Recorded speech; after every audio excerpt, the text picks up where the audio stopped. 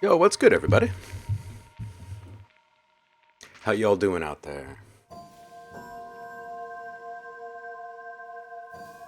It is Friday, everybody's favorite day of the week. We get to hear what everyone's been working on, see who's coming out of the shadows, out of the woodworks today with something new. Zeep! And I think you're first in line today, right?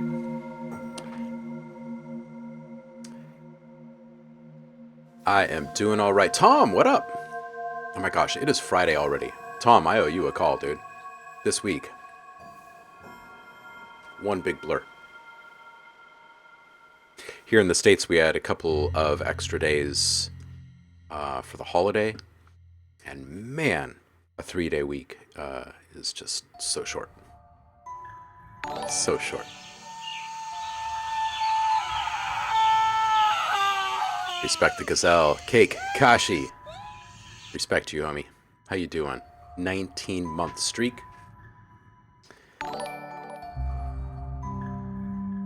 Danny G, welcome in. Happy Friday to you. Kate Kashi is stuck in a nasty meeting. Unacceptable. On a Friday, no less. Saffron, welcome in. You are first. Seep Zamthor, you are second. Suck it. Inspector back. How you doing? Welcome back. Happy Friday. Chimera, welcome in, sir. Happy Friday to you. Agnos, you are here. Appreciate you, homie. How you doing?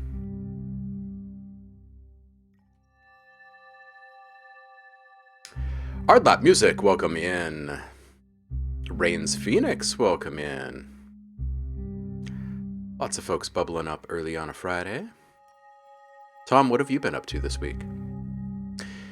If anybody wishes their music sounded better and wants to know what it would be like to have an all-time great master one of your tracks, hit up Masters by Iggy in the chat.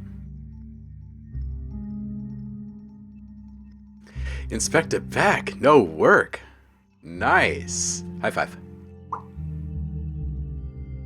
Gotta love that. Gotta love that.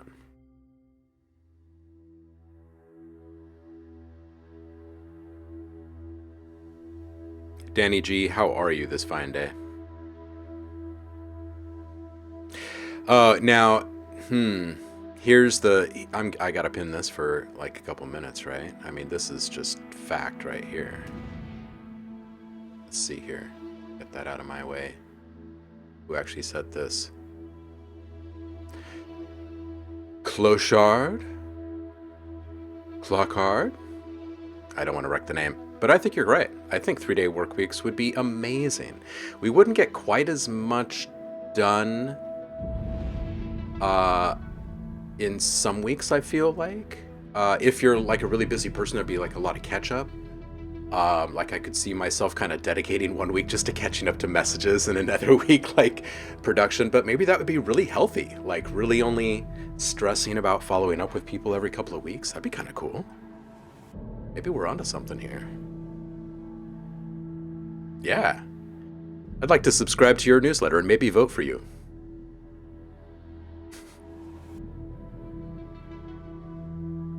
Hey, new Resonant Language EP out today, Inspector Beck.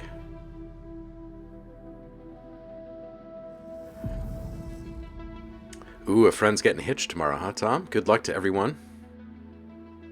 Dub, hello, hello to you too, sir. We started reaching out to prospective interns this week, Dub. I need to catch up with you at some point. It'll probably be next week. Maybe set up a call with you guys. Anybody else out there who's currently enrolled in an education program or something similar, or just want to pick up an internship just because, we do have an open enrollment period happening right now for Audio Design Desk if you want to be working in the cutting edge, the bleeding edge of technology in music and sound. Hit me up. We've got some spots for composition, sound design, field recording, file management, which is like a lot of metadata and stuff like that. all that good stuff. So, Tom, big love to you, homie. Good luck this weekend. Danny G, I'm doing all right. It's a Friday. Agnos. Yo. Hey now, Saf is making a good point. 2-day work weeks would be even better. If 3-day work weeks are good, 2-day work weeks better? I mean, just seriously, think about this. Like, if we're supposed to, like, chase our passion for our lifetime, right? To, like, you know, you never work hard if you're following your dream or whatever, right? So why not let that be 5 days a week and the other stuff 2 days a week? That sounds good to me. Gonna have some decent AI tools soon.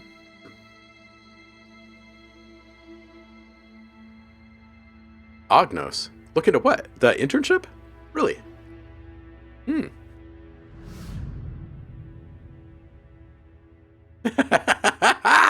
Okay, so, you know, if this logic holds true, Agnos says in that case, a no-day work week is superior. Okay, so what is the definition of work at this point? Like, is it only work if it's a grind and you don't really want to be doing it? Because, man, gotta figure out a way to let more people just make noise all day, right? And not stress out about, like, making rent. Gotta figure out how to use some of these AI tools the right way.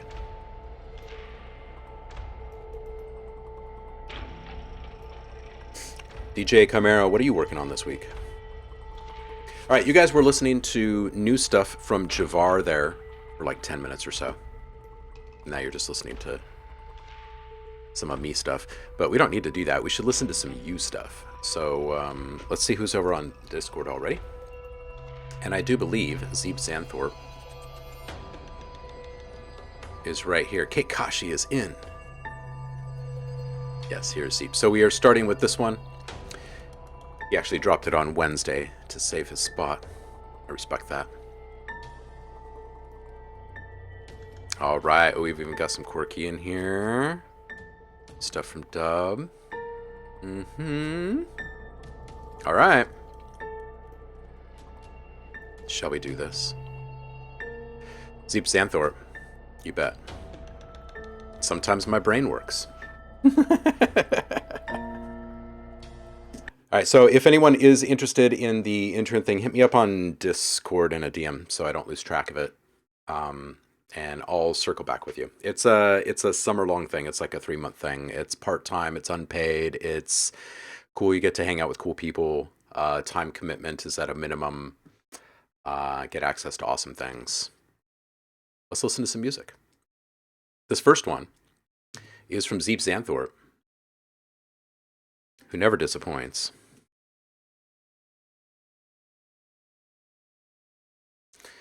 And it's called With Me, Restructure.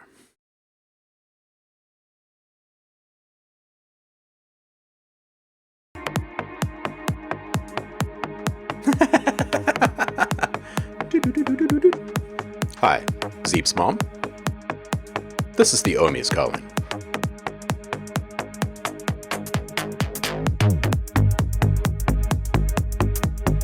Oh yeah.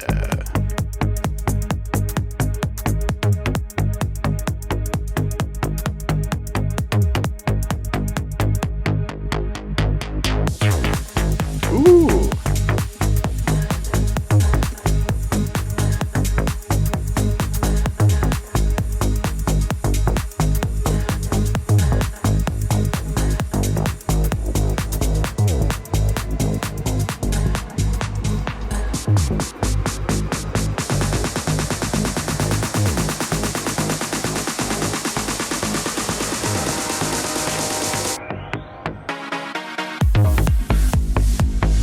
Oh man.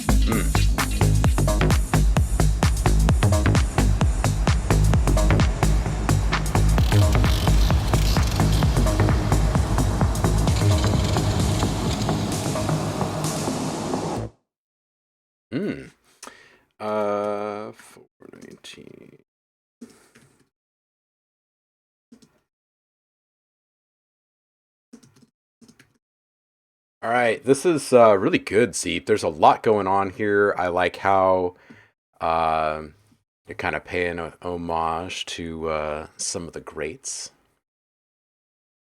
Super punchy, really unique mix and bounce, especially in the intro coming into the full mix. Love the pitch bend and that detune bend as well.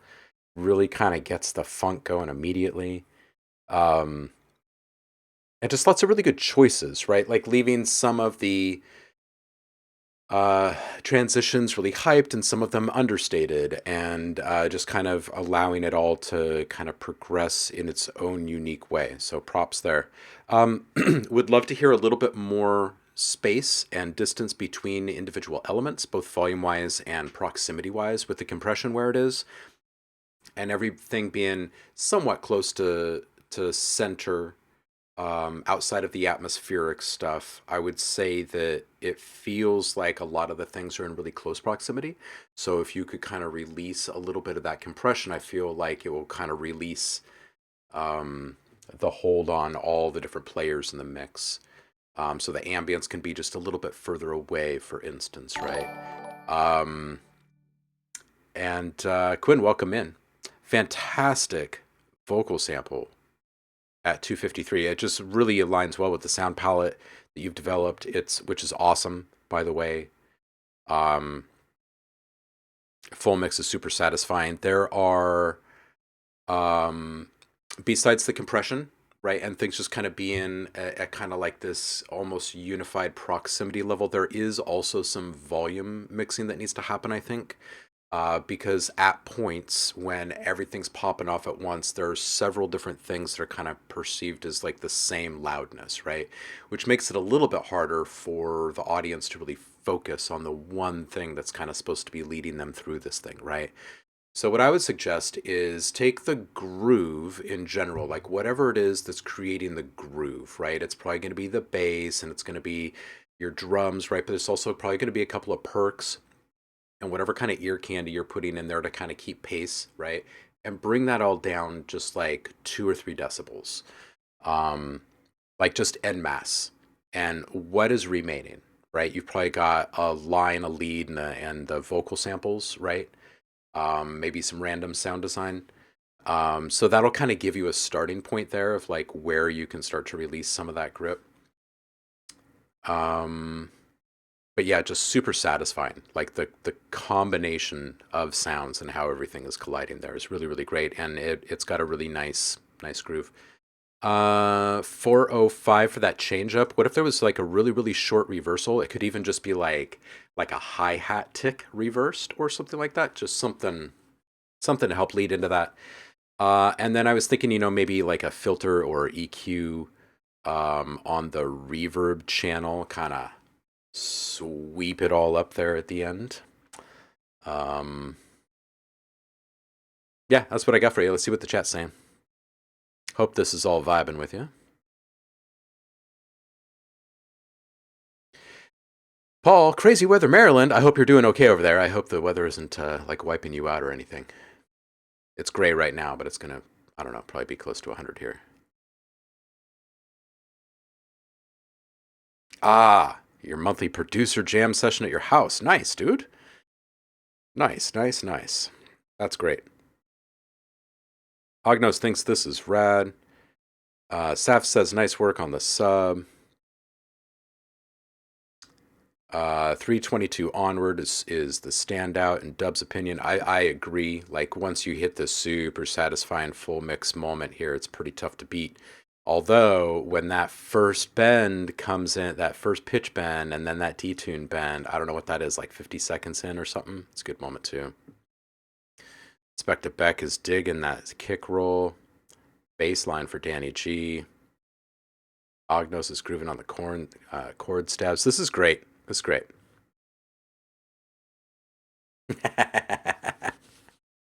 Chimera, where are you? What is your locale? Cake Kashi. Dude, brother, it's been a minute. You want these copied in? Zeep.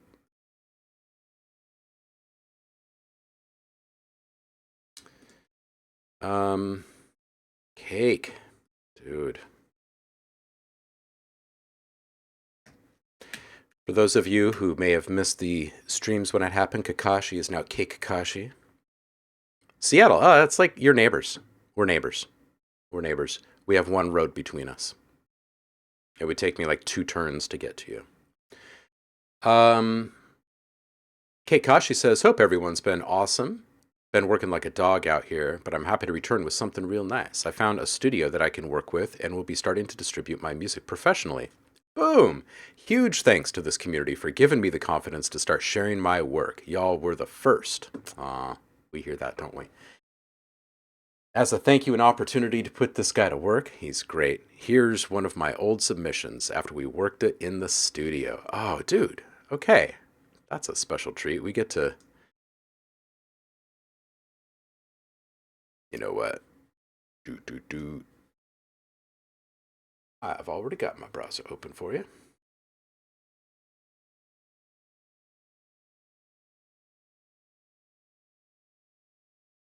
So Cake Kashi, gonna get some music out into the world.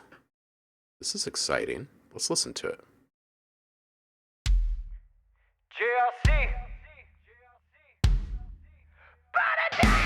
Yo, F-Head, welcome in.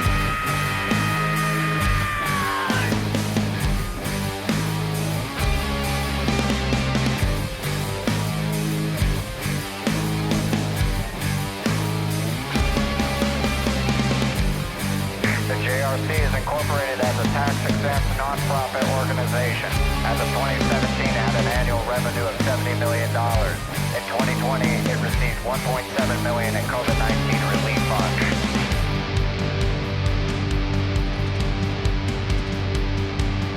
September 22. School wins legal battle to electric shock children to correct behavior. The Judge Rotenberg Center for Children with Disabilities can continue to use electric shocks on its students as U.S. Food and Drug Administration ban is overturned. You love to tell them what to do. I've got my morals. What's your excuse? You chain them to their beds, then rip out all that's left. My money won't be spent on children of the dead. Shock doctor, no excuse. Shock doctor, there's no excuse.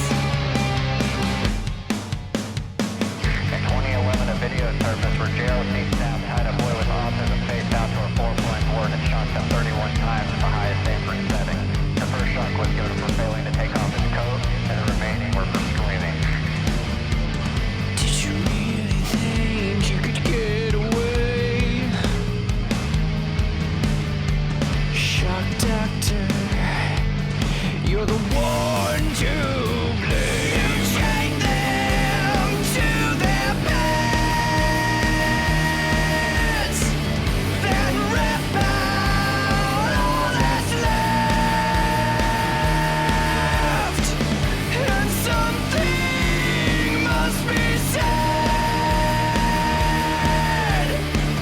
for children of the dead. Shock doctor, no excuse. 6 residents have died since 1971. Doctor, there's no excuse. I can't make this shit up. Shock doctor, no excuse. Shock doctor, that's no excuse. That's no excuse.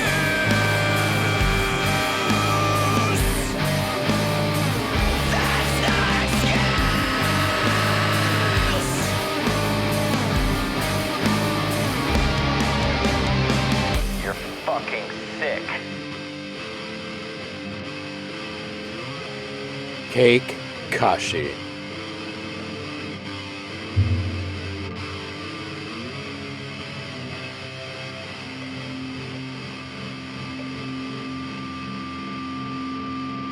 Keikashi. Dude! Keikashi! Keikashi! We were just chanting your name. You just missed it. Man, all I have to say is big ups. Like, congrats and kudos for taking the leap, for putting your stuff out there. I want to know when your stuff gets put out so we can all go out and find it. Keep us in the loop. That was great, dude. It was so good to hear your stuff kind of like fully realized. You know what I mean? It's good. I could hear so many more little nuances. Like there were these drifting kind of downward sliding little not really pitch bends. They're more kind of like slides on one of the backing guitars, which I don't remember hearing that little element when we listened through this in your mixes. So there were a few different things, but the consistent presence with your vocals was good. It was good. It was just really good to hear all of this stuff kind of at this more clear and present level throughout, you know. It's good stuff. Joe, how you doing? Happy Friday. Looks like Keikashi is going to Rock AM Ring. Rock AM Ring? You heard it here first. All right, Saffron. Oh, nope, that's just a comment. Joe.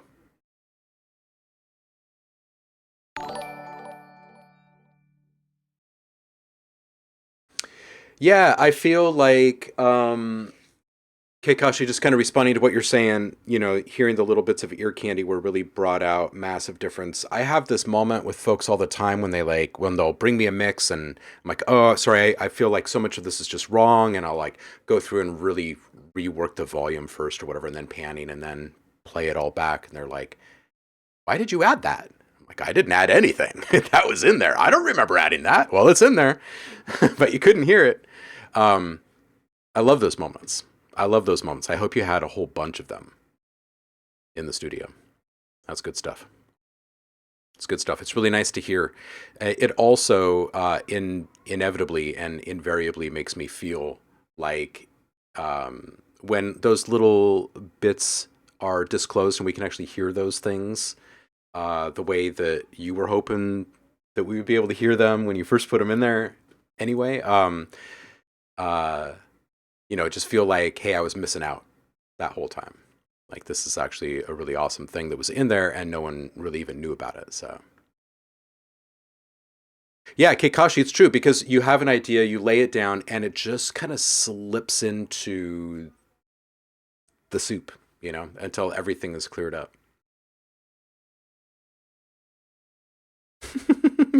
Yeah, definitely one of the most said things, I think, in those moments. All right, let's see what Joe's up to. In My Arms. Ooh.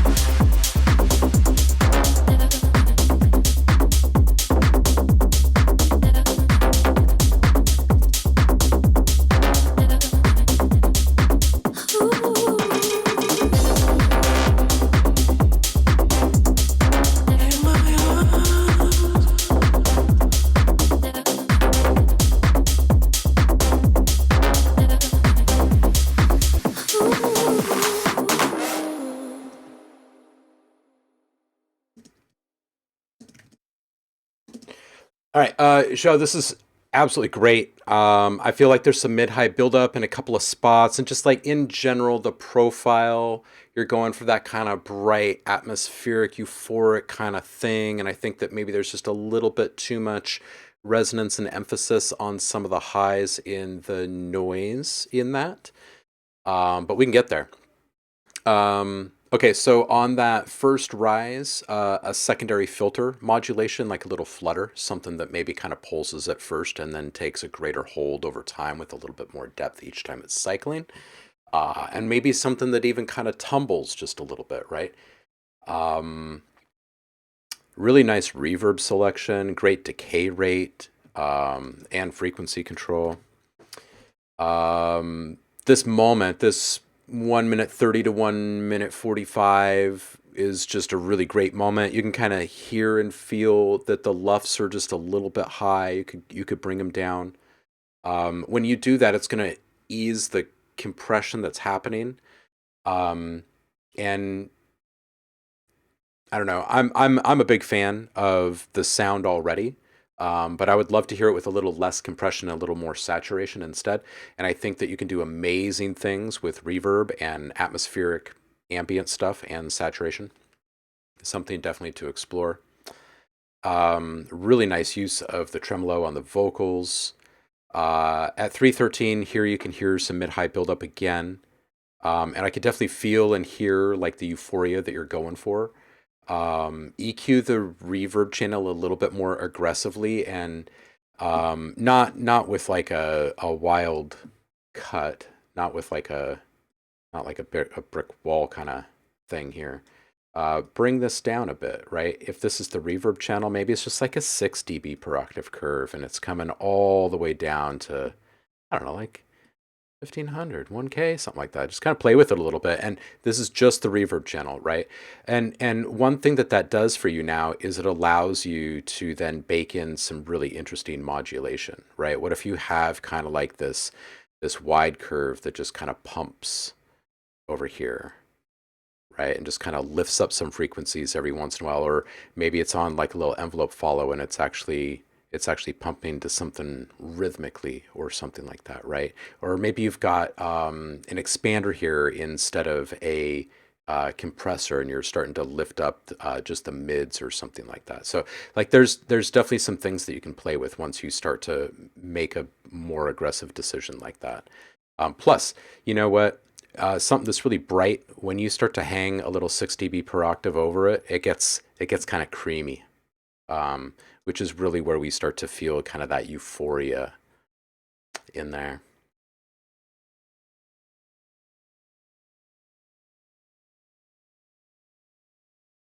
Yeah, show's asking, should I reference LUFS or RMS because I tend to push it too far and then it gets a little funky. Yeah, that really is it. And you really just got to be honest with yourself. When that funkiness starts to occur, don't go further and back off. Like, the feeling that you're getting there, especially when it's kind of hard to put into words, like, these are all kind of signs that you're up against the ledge here, right?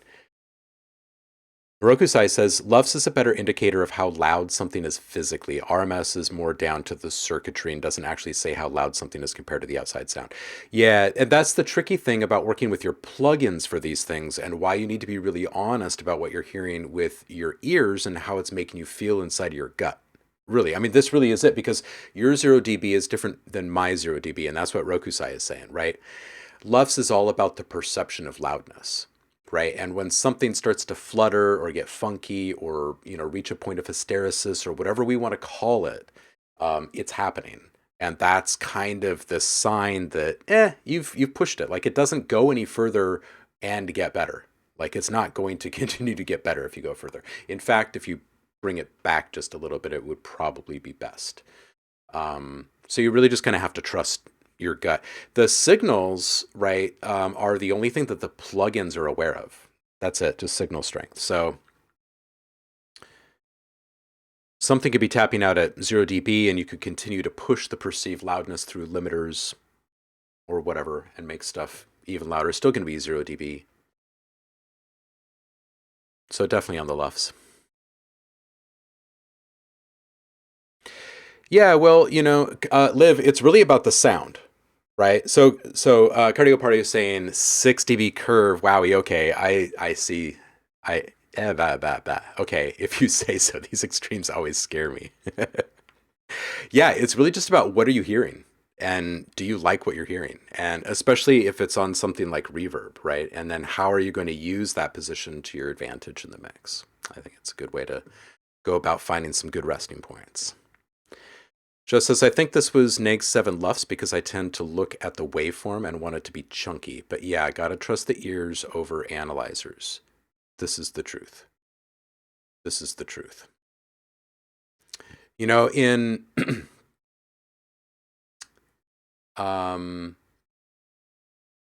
there's this really great kind of analogy between the sports world and the food world that I toss out there with music too. It's like this kind of X factor thing where, um, sounds are a lot like a team, right? They're a lot like a group of people working together, and the sum of their parts is so much more often much greater than all of their individual parts would be.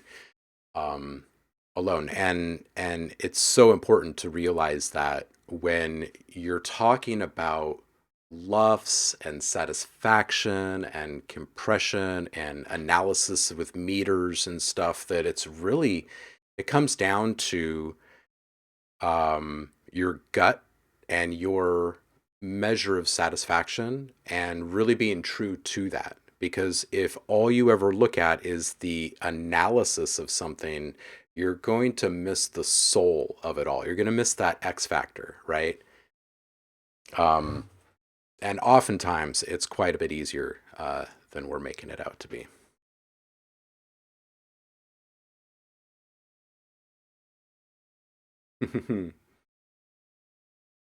Rokusai says lots of people try to push for neg 6 LUFS, but it's kind of redundant to do so. Beyond neg 8, you lose definition and things are starting to get smashed without benefit, diminishing returns. Only the people that know what they are doing can push louder than that. Yeah. Yeah, Kikashi says, my vocal coach once told me there is no greater question in music than, does it sound good? Yeah. Yeah. I mean, there's so many times. I'm a basketball fan as well as a music fan. And I've seen it so many times where you've got this one person on the team. They might not be the big scorer, and they might not be the big rebounder. They might not be getting more steals than anyone or whatever. But whenever they're on the court, like everyone else seems a bit more up, and all the right passes are happening, all the right defensive plays are happening, and there's just some kind of gel that one person brings to the moments when they're in the mix. You know what I mean? Man, it is so important to be able to trust your gut, and just recognize what's happening in a mix. Truly. All right, so we went off the deep end a little bit. Let's get back to some tunes. I think I figured out what might be going on with the names inside of Discord.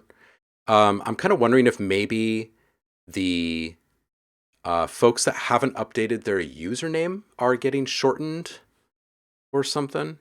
Because it just seems so random to me why some names are getting shortened and we can't see what they're. I don't know. It's weird. Joe, I hope the feedback vibes with you. Inspector. This one's called Don't Tell Me. I know, isn't that weird? Isn't that weird? It's been happening for the past like week and a half or something. Maybe 2 weeks. Oh my.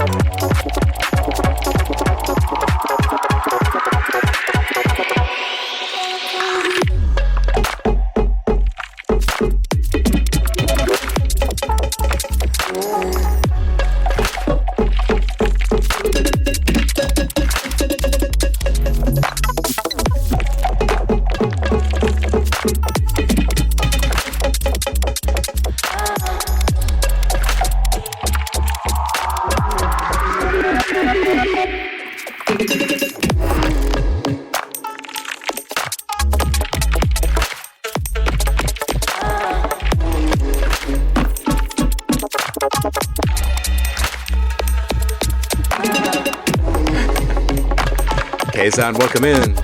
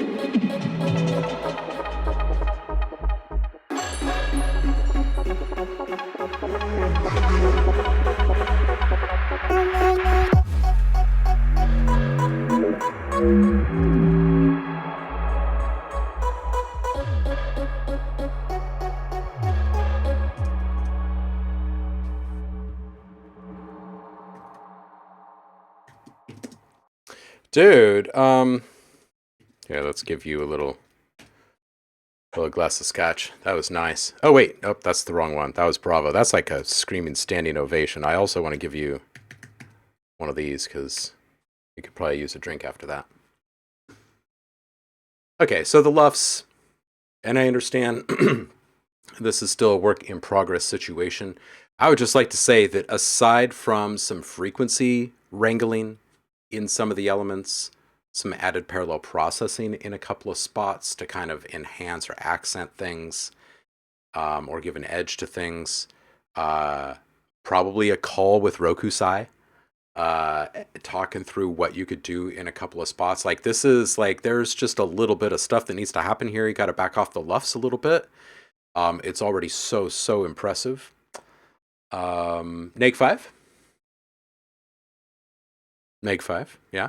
So if you were to bring that back, like, say, another 5, like, you could leave this at a respectful neg 10. You would still very much be kind of pushing the envelope, if you will. But you would have a little bit more room to play with each one of your sounds. Limerence, welcome in. Agnos says, I'm neg 9 myself. Well, okay, so part of that though is the process, right? Like, I mean, you guys have heard me give a few different people shit about this all the time, and their sound is great, right? So it's a bit in tongue in cheek because, like, you do need to push the boundaries on the sound design side of things, right, to get the certain sound done. But when it comes to the mix of the greater thing, like holistically speaking, we can treat all of it a little bit differently. Get all your sounds to where they need to be. I think, dude, you really should have like a conversation with Roku about some of this stuff, even if it's just kind of pontificating about the finer points of low-end management or something like that. I think that little light bulbs would go off, stuff would rub off. But don't worry, he washed his hands, clipped his nails. He's mostly clean. Rokusai says, musically and arrangement-wise, this is super solid work. I'd say you got the song down. Now get to the techies and let's polish this time and make sure you cut out low end from elements that don't need it. I feel your kick can be a bit shorter, so the sub bass really has the room to reset the woofers. Also, you can then probably push the kick a bit louder. In this kind of vibe, it's all about the transient and not so much the body of the kick. Yeah, that is true. Everything's a transient, right?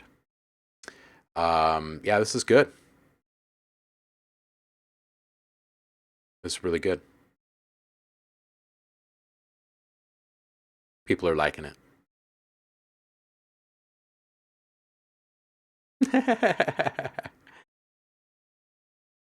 At neg 16, they start turning you up. Yeah, this is true. This is true. Sometimes you can mix in a way that actually makes your stuff sound a lot better when it is turned up, though. Rokusai says, pro tip, if you want that squash push-back sound, then squash your group buses like bass, drum groups. Try not to push on your master bus. That will affect your mix audibly, which you don't want. Keep that master clean. Yeah. Boom, boom, boom. Limerence is saying, I'm a vocalist and have a song that was released today. I was hoping I'd get a review. Well, we mostly do work in progress. How was it released? Was it independent? Because we don't do copyright strikes here. If it is something that is all you and you released it independently and you want some feedback to make your stuff better, we could do that. You can hit the Discord and drop it in the public feedback channel. This next one up is from Chimera.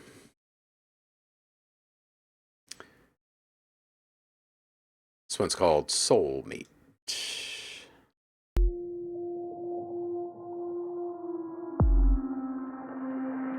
Limerence is a beautiful word, isn't it, though?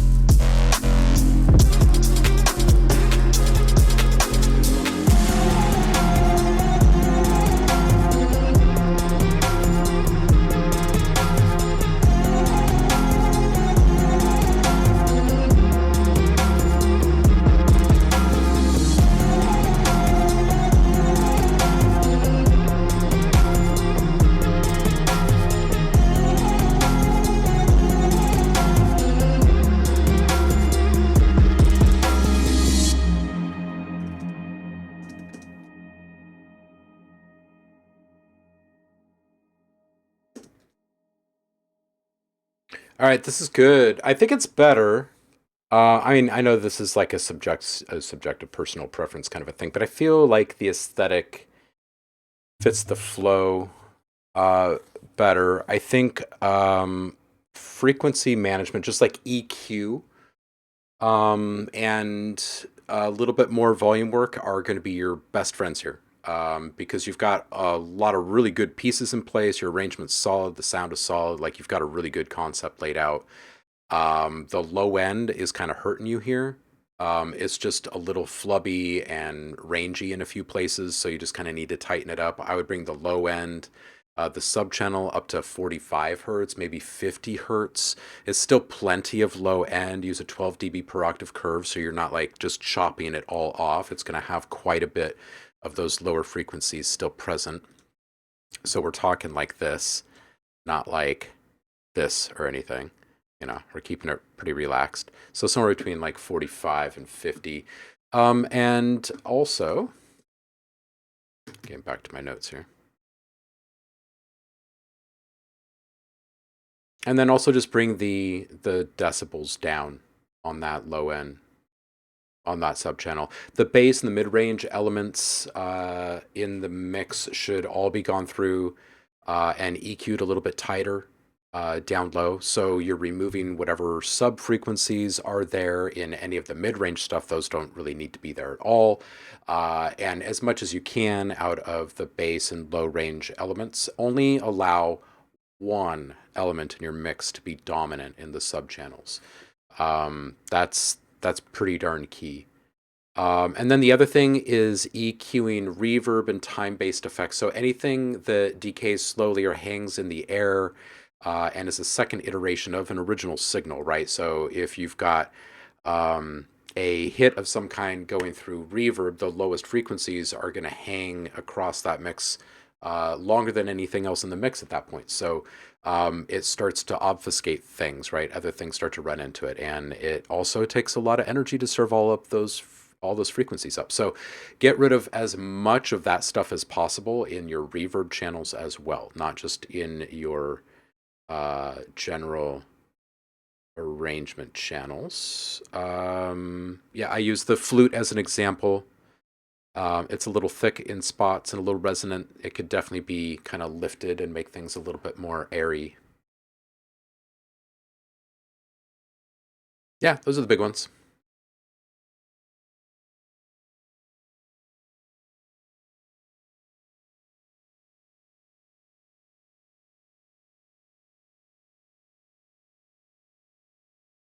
Rokusai is saying, OhmLab, the kick sample is a bit too long. Perhaps envelope it a bit tighter, down to 200 milliseconds. That would really make the whole mix feel much snappier. I'd agree with that. I think that there's just a little bit too much happening down low in general in most moments for there to be great clarity down low. And of course, if there isn't great clarity down low, then the odds of the middle of your mix, which is going to be the emphasis, like most people are going to pay attention to that most, right? The odds of it being clear are low until you get the low end wrangled. So that's the very first thing you can do to have a really big impact on this, is just use your EQ. Don't be afraid to bring it up a bit more than you normally would.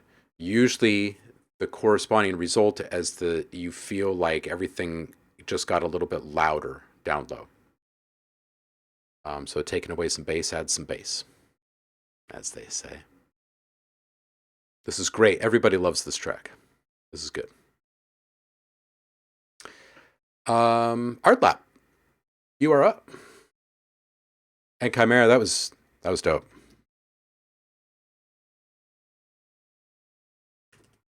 Did you end up changing all of that because of the feedback, like the reaction that you got from folks when you brought it through the other day?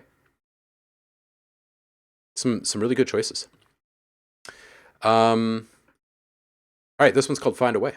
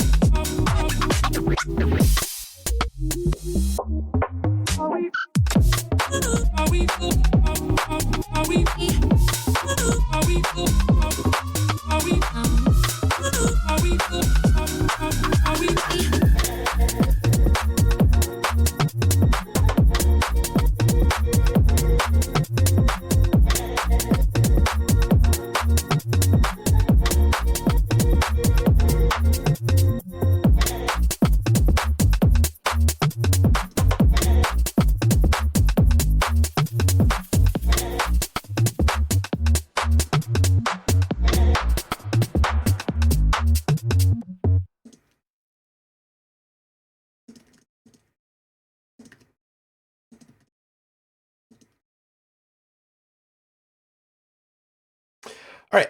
I really like this one. I really like this one. I think the only things that I would potentially explore in this one would be playing with depth over time, right? Finding small amounts of change in the modulation depth parameter for different things, whether it be the side chain, the volume ducking, or whether it is the stopping point of a filter or the stopping point of your resonance on that filter, those types of things, right? So I guess kind of playing with your boundaries with a couple of things would be kind of cool to hear, right? So, and you could just kind of pick almost a random rate at which these things could occur, right? And the more random, the better. Like the less aligned any of your modulation schemes are, the better for the rest of this project, because it's going to introduce less predictability, which is a greater sense of like evolution or like just organic change over time, right? So knowing that your resonance might be slowly fluctuating in its peak level on a really slow running LFO means that it's going to interact with this one occurrence with this synth in different ways each time you're going through it over the next 16 bars or whatever. Really solid vibe and mix on this one. I do like it. It's got a really good feel. I do think that listening to it holistically, besides the change over time, the manipulation of depth stuff, I would say that there's also a couple of spots, especially towards the end there, where you could have a little bit of filter play on the entire mix. I think it'd be pretty cool. Archaetic Crafts, welcome in.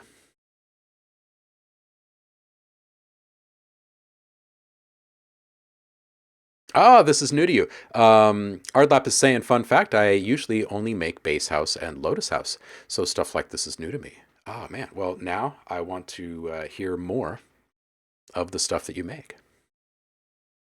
This is good. I really like it. I'm not going to say change a lot on this thing. Absolutely. I like the vibe.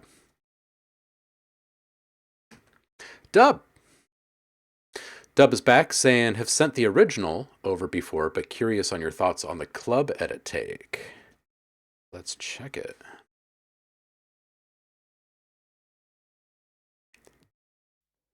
Kapow.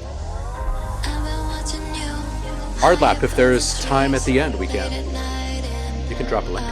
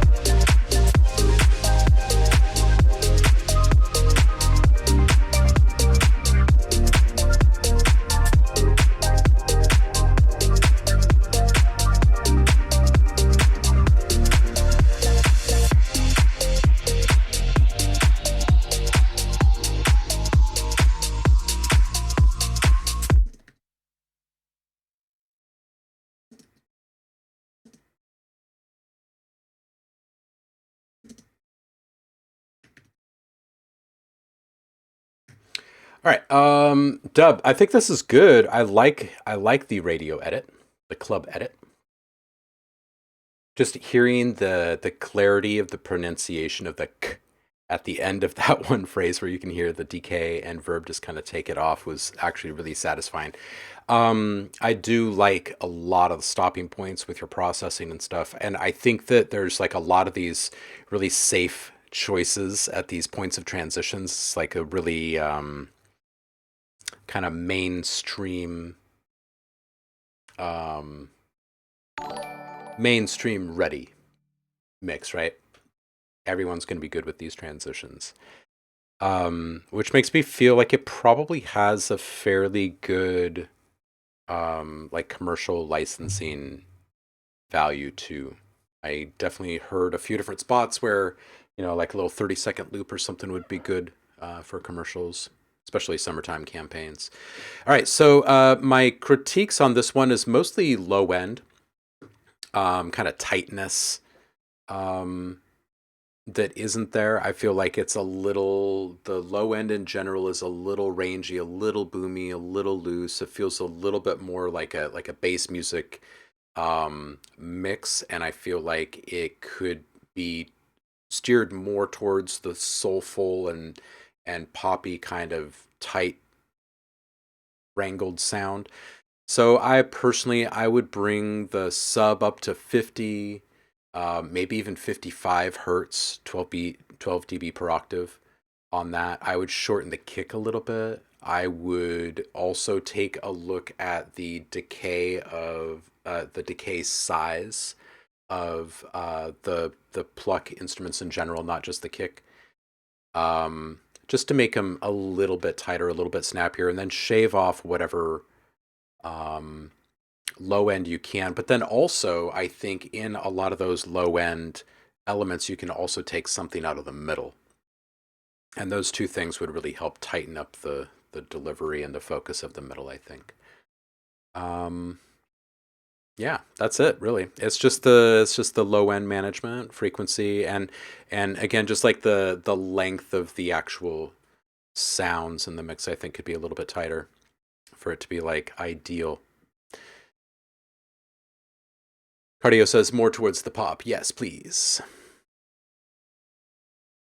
Ardlap is saying, is there a way to skip? Skip what? Rokusai says the kick is a bit too much full range, lo-fi it a bit. It doesn't need that much top end and low end. It will give your whole mix a lot more drive and the sub can reset better. It's a lovely track, so wrangle it in.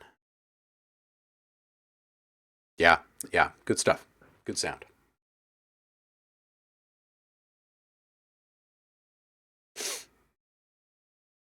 The queue. Oh, if you're wanting to jump ahead, nah, not really. There isn't. I mean, if you've been in the community a long time and you have to like, go attend to something important or something, then we do. But otherwise, we kind of respect where everybody is in the queue. Since there's not like money changing hands in here, whatnot. This is just all about making everybody feel like they can do better each day. Danny G is up. This one's called Feel the Bass. Yeah, we do. We do Feedback Friday each week, and sometimes we have little surprise pop-ups during the week.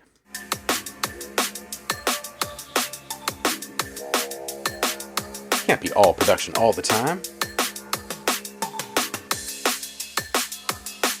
You can also drop your track in the Discord and request people listen to it outside of the stream.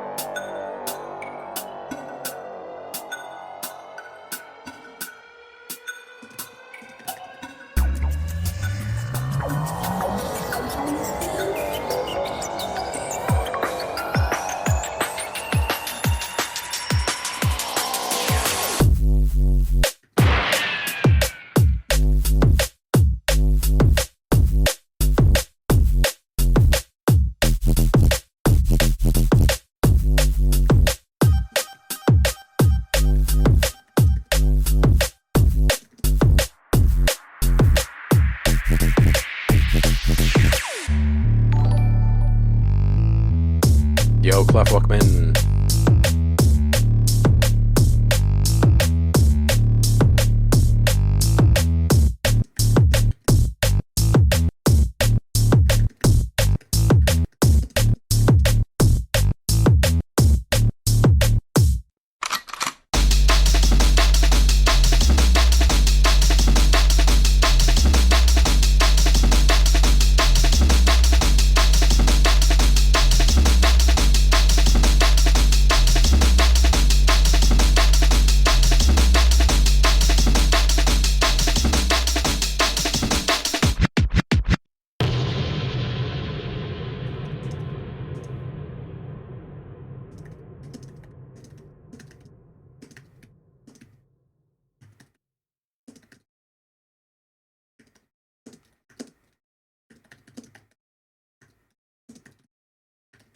All right, this is it's a cool mix. It kind of reminds me of old school DJ tapes, right, where you're just like hearing like a smattering of ideas that they are exploring in this one moment, and then boom, it's on to the next track.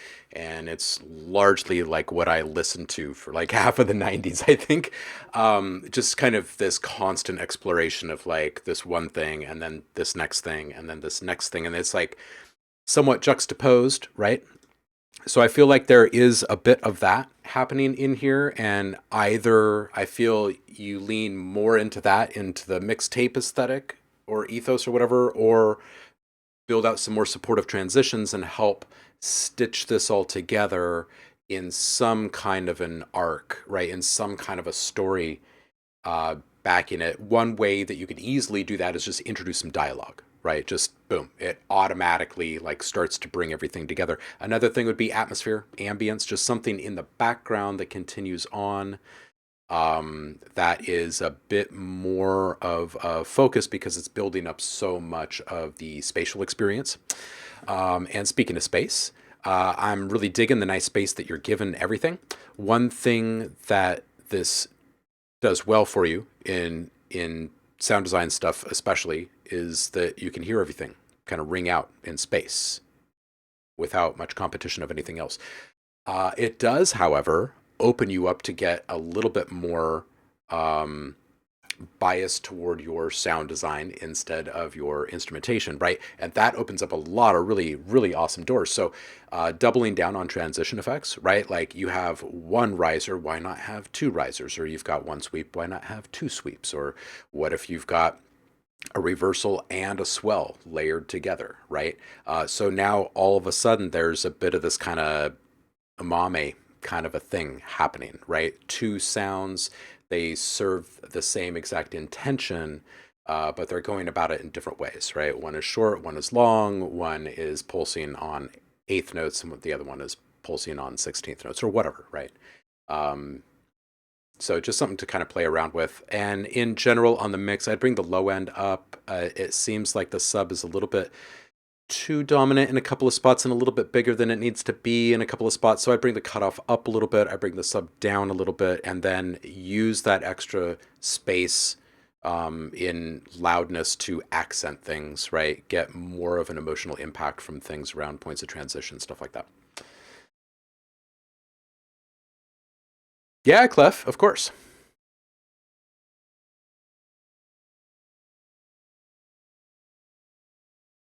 Yeah, Clef. Absolutely. All right, on to the next. Oh, Jon Snow Official says, oh boys, I just installed an audio interface for the first time. These headphones sounding mighty nice. Nice, dude. Quirky. Quirky, quirky. You hear, homie? I don't think I've seen you saying anything in the chat. Let me just click over here. Nope, you're not here, so we'll come back. Coming back for Quirky. Everybody help me remember that. Rockhound's up. Ludi.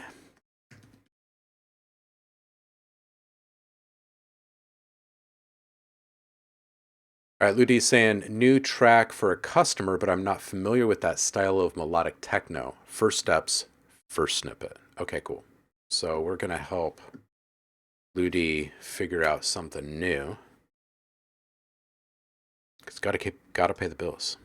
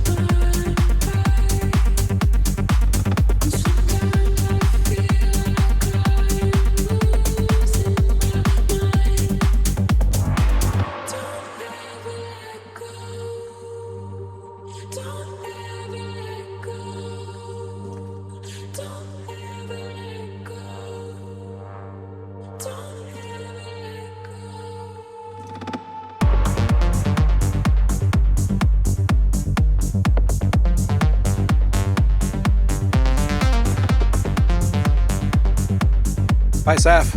Have a good weekend.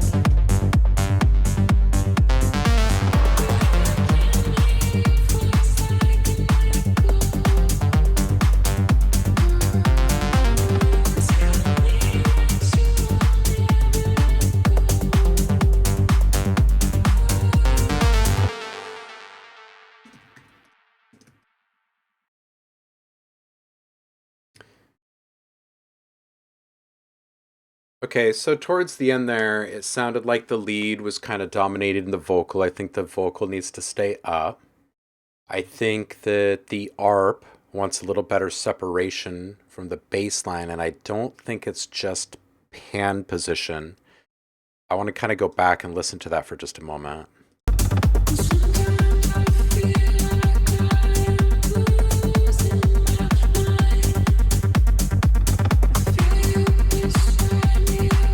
I think the ARP wants to be felt a little bit more tonally. So I'd play with the ADSR in general, right? Just kind of play with the way in which the sound is being presented over time. So try this. Put an 8-bar LFO, just like a triangle.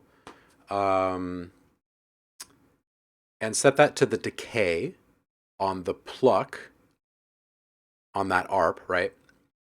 And have it flux it like not much, maybe 5 to 10% of its overall size. So it's not that much, right?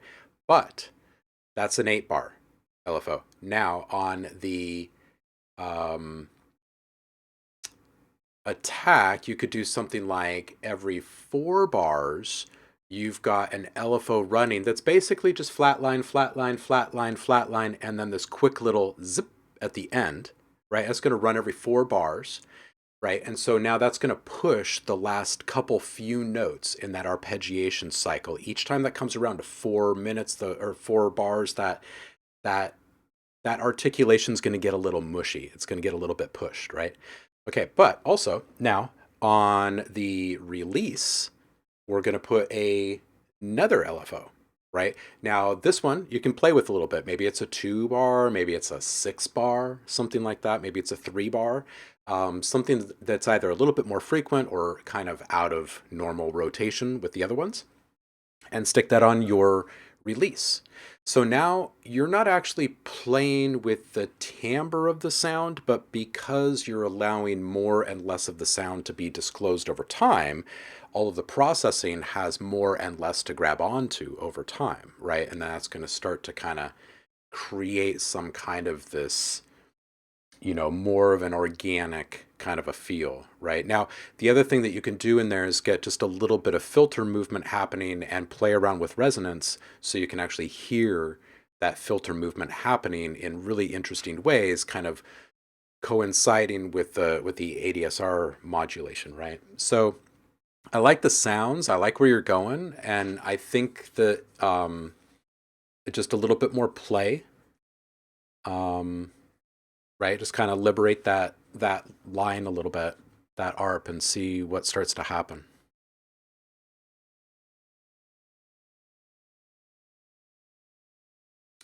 Yeah, I feel that. Ludi's saying, I see what you mean. The ARP is an element that can open up over time in the track to crank up the energy over the whole track. That is why the ARP is so gentle in that snippet. Makes this sense what I'm saying. Yes, it does, yeah. Yeah, and it's a really clean mix, as Quinn is pointing out. Andremia says a bit quiet on the transitional vocal. Yeah, I think you're cooking some good soup. I think the atmosphere and everything that you're building up around it is good. Might want to play with some octave play in this second part over here.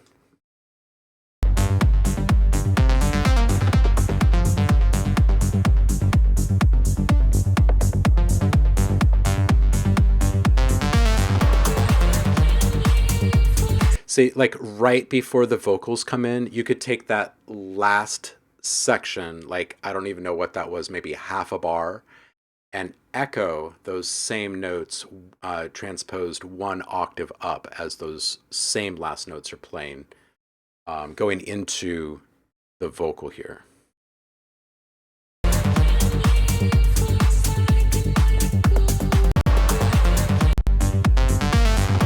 Those guys.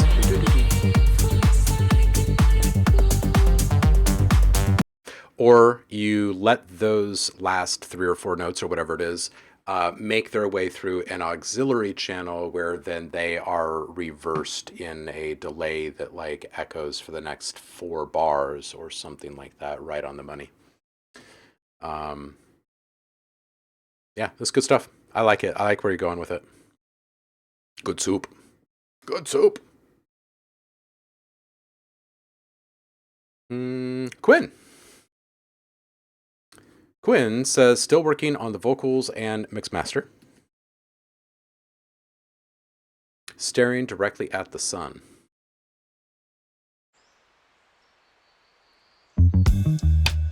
Ooh. I've been waiting all day, Oh. thinking about what you gonna say. Oh. Does your heart have room for two? And it's the middle of May. Said I've been waiting all day. Damn. The sky's a new shade of blue. Feels like you're out there somewhere looking for me. Can you see everything I can see? Said I've been waiting all day, and it's the middle of May. Tell me exactly what I'm supposed to say.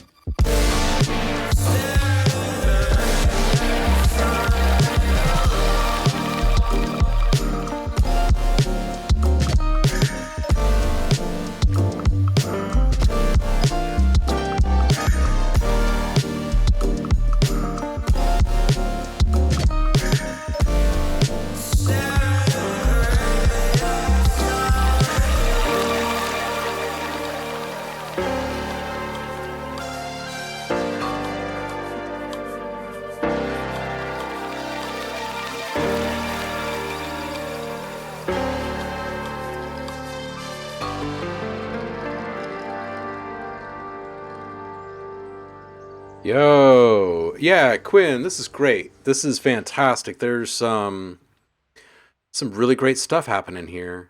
I think one, it's a great track to bring around for a Friday. It's got really great energy. Um, but there's also just some really original stuff happening in here. Like not in the sense that oh no one's made this kind of music before, but the things that are happening with the individual sounds. I kind of want to go back to this transition that happened here with these keys.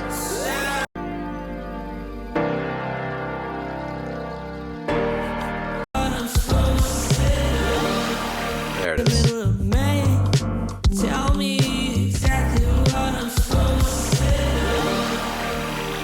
to Lou D, this is kind of what I was saying about yours. Is like, did you hear how the attack got kind of pushed and it got kind of mushy there all of a sudden? And then when it comes out the other side, because it's so sharp on the transients, it's like everything.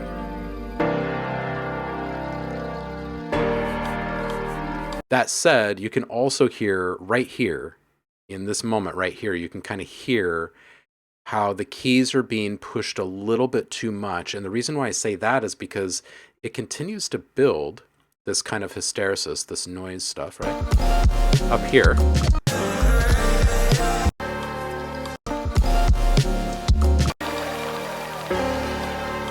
Here. So I feel like the distance traveled should be greater. Like, I wouldn't lean into it quite as much here on the keys. I would like maybe kind of foreshadow it with a little swell or something around the point of transition and let it kind of come back down to almost nothing, and then slowly let all of that build across everything until it gets to this kind of peak instead of allowing it to stay as noisy as it is across all of the elements for that entire time. You know what I mean? If there was just a little bit more dynamic change in that, I think it'd feel really, really good. Okay, the other thing that I have in here is the full stops. There's a couple of them. The one at 108 is super choice. I would lean into it a little bit more. And by that, I mean, I would cut whatever ambience is left, like reverb tail, whatever, and just leave like a tiny little dust hop from like a little vinyl crackle. You know what I mean? Like crickets, you know? Maybe a small reversal effect going into it. Maybe there's just a tiny little subtle scratch coming out of the second one that happens, whatever it is, like 30 seconds later or whatever. Would try to use the vocals as sidechain, signal sidechain, the keys just a bit. Yeah, that's a good one. Yancy, welcome in. Purple Music, welcome in. I don't think I welcomed you earlier. Yeah, this is good. Good stuff. Quinn, solid track. All right, who is this? Who is this F? Wounded Healer. F. It's not me, it's Discord. I'm not sure exactly who it's supposed to be. Who is it? It's F. See? F. F head. Okay, cool.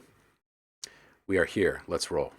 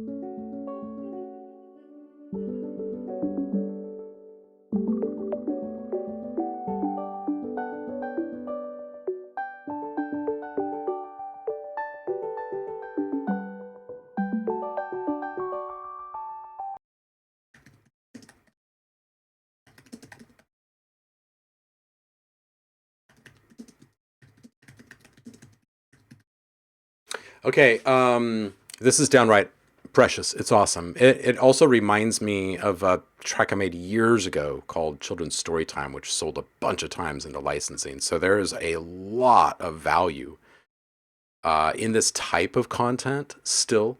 Here's the thing, is that it has to be just a little bit more soothing. So sweeping stuff for resonance and relying less on compression and limiting to achieve the loudness, and using more gentle saturation instead. These are the best things that you can do to improve this and make it incredibly listenable. You know what I mean? Like, this is the type of thing that could be on loop if the resonance gets wrangled in a bit. And there's a few different ways you can do that. You also have a lot of space here to play with time-based effects and filters. And nothing wild, and nothing like, we're not remixing this in any way. But just the use of space and delay and reverb and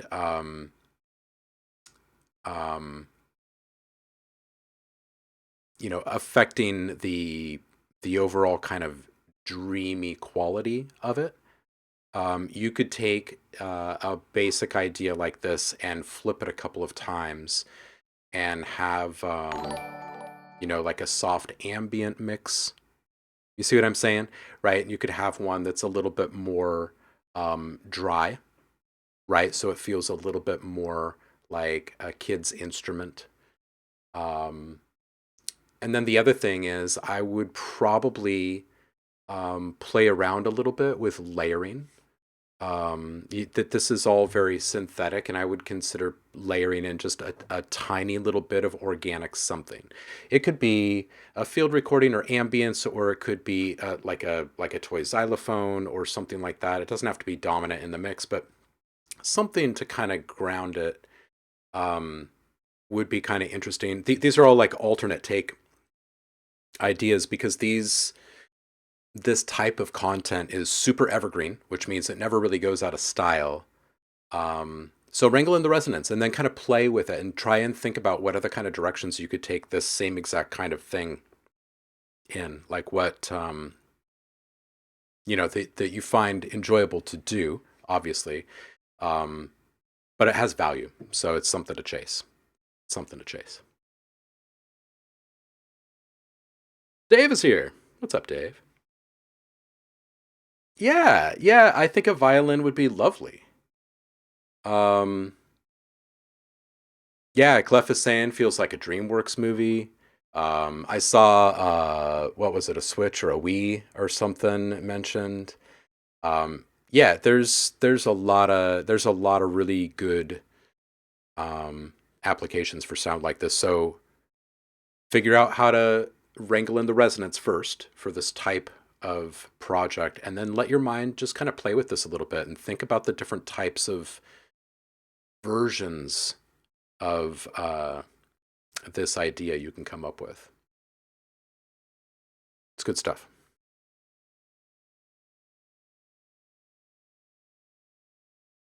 Hypertrip.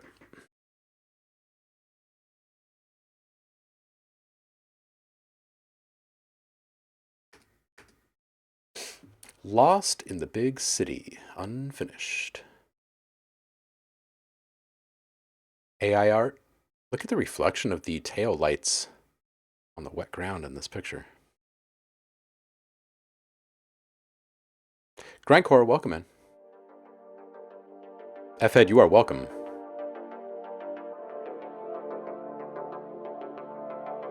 F-Ed, you should also produce some of your stuff to moving picture, to video, and see how it makes you feel.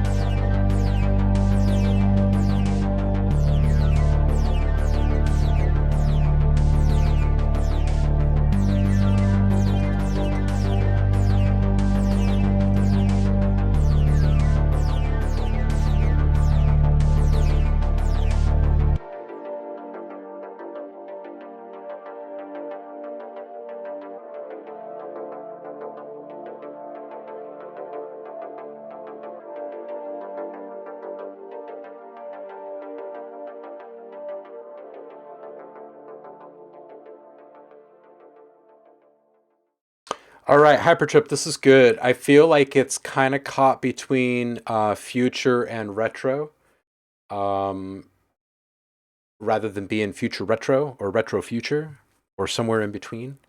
And I think part of this is just volume balance. Part of it is processing. The palette is almost working entirely together. The vibe is like classic Knight Rider. So it's totally worth chasing down. I would bring the bass down a few. I would roll up the low end cutoff to 50 hertz, and I would shelve the low end around 100 by 5 dB. So that means that it would end up looking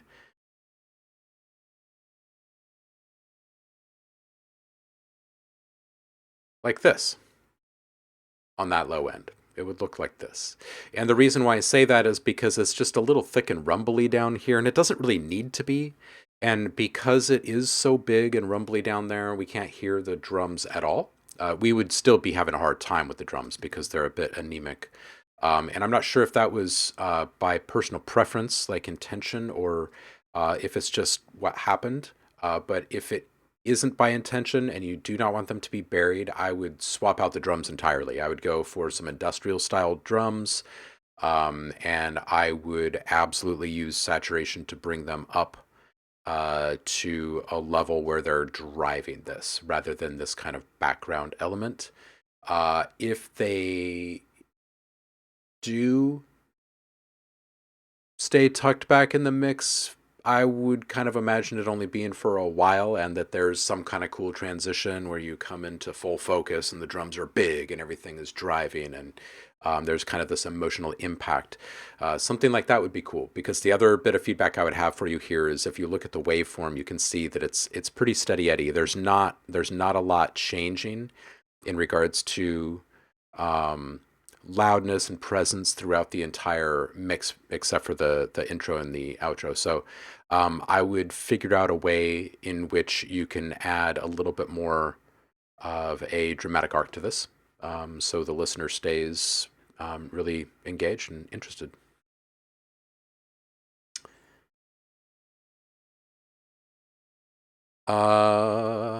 Orange ice pie. Let's see how much time we have. We got 1, 2, 3, 4, 5, 6, 7, 8, 9, 10.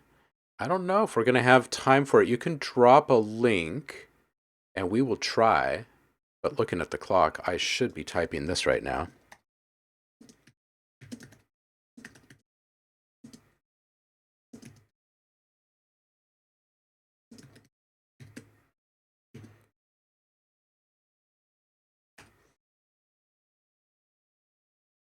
Cody Modi, why are you always so late for class? Oh, get to the principal's office.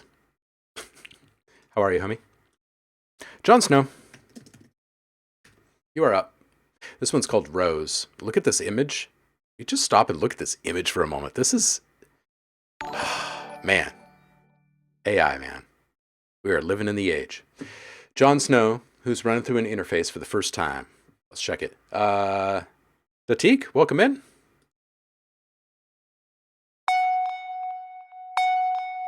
Doing well, Cody. It's Friday.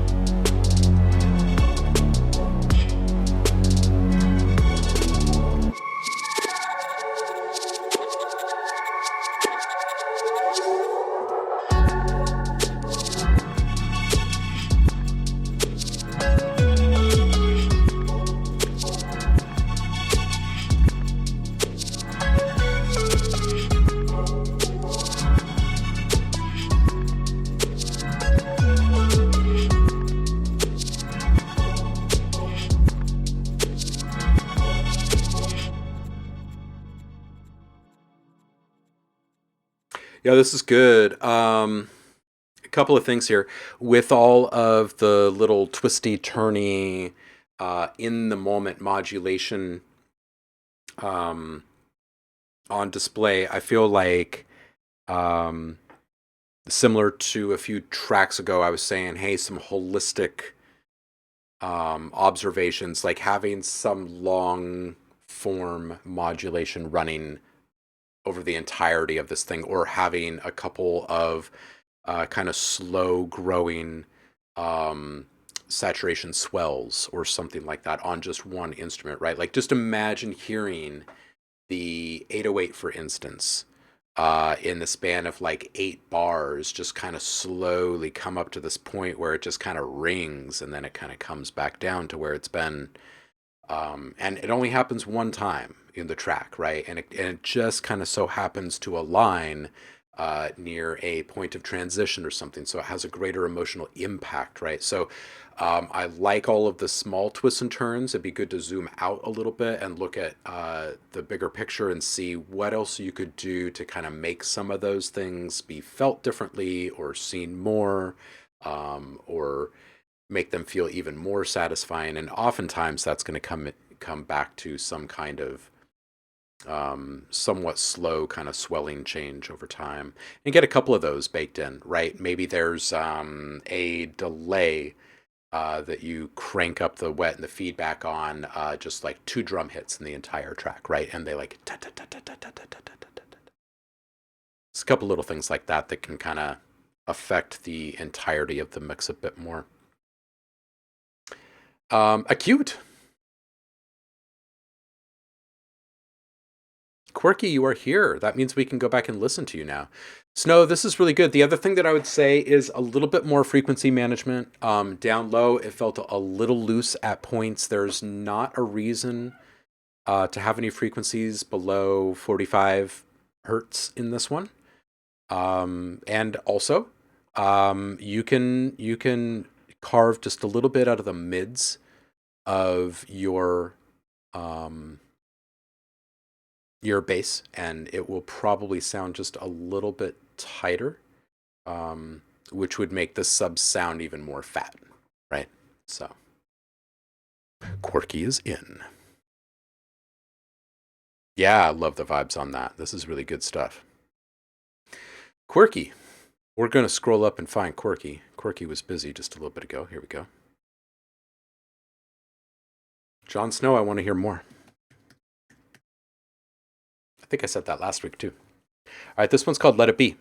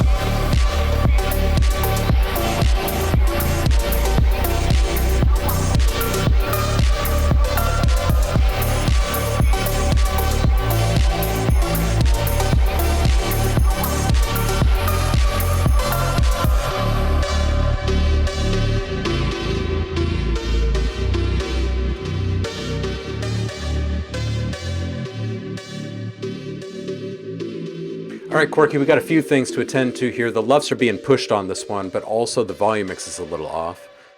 The reverb is really loud for the main synth, and I'd bring it way down, and less resonance in the verb too. It feels like it's being compressed as well. The bass is off key. I think it's off by a step throughout. Definitely want to look at that. And then also this specific bass, and maybe this feels better when it's in key, but it feels like it's one of those synths that just can't really handle going a note or two lower at times, where it just kind of struggles to like make it through its oscillation cycles. You know what I'm saying? Like it's almost kind of almost able to keep up, but sort of not quite. You know what I mean? So it kind of makes the track lag, and then that makes me feel like I just want it to be different. I just want it to be different. So I think a few different things need to be done here. I would swap out the bass and try a different one. Make sure that the notes are in key. The volume mix needs to be a little bit better. The main melodic synth is a little hotter than it usually is, and the volume of the reverb is way hotter. And also don't forget to EQ the reverb channel. And not just for the low end, but also the high end, because it definitely felt like there was a lot more bright reflection coming at us than normal. I think that's it. I think that's it. I hope this vibes with you. Helps you make it even better. After Jon Snow is Acute.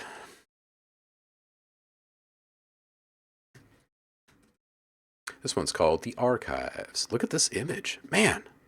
You know, I will say, I have truly been enjoying the AI art revolution, epoch, dawning. I don't know what we're calling all of this moment right now.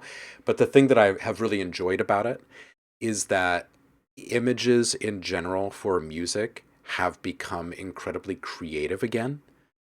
I know it's a bit of a loaded statement, but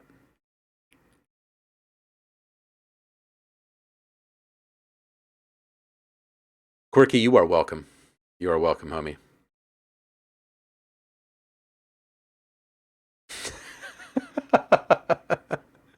Clef. You must be new around here. When you have gray hair already, AI means future. You should check out some of the stuff we work on.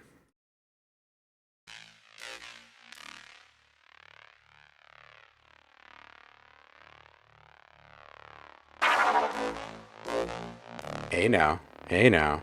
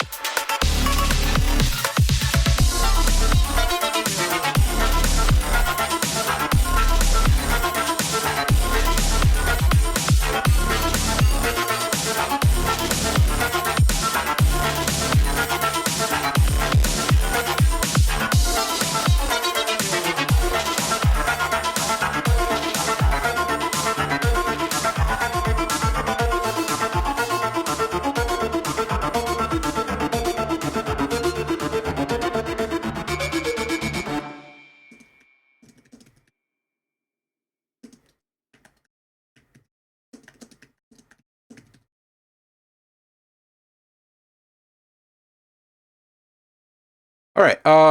Dude, there's so much happening here, and it was really good to hear you again, Acute. It's been a minute. Um, Love all the little squiggly animated modulations early on. Um, the biggest thing here for me on this one that I think would have the most impact for you immediately is the compression, is the loudness that's being arrived at through the compression and limiting on the mix. Using the compression to get your sounds in line is fine, but to make the whole mix louder isn't, because what it's doing is it's taking the nuances of everything and bringing them all up to the same level, and there's no way to show off those nuances as something different because now the nuances are right up on top with everything else. You know what I mean?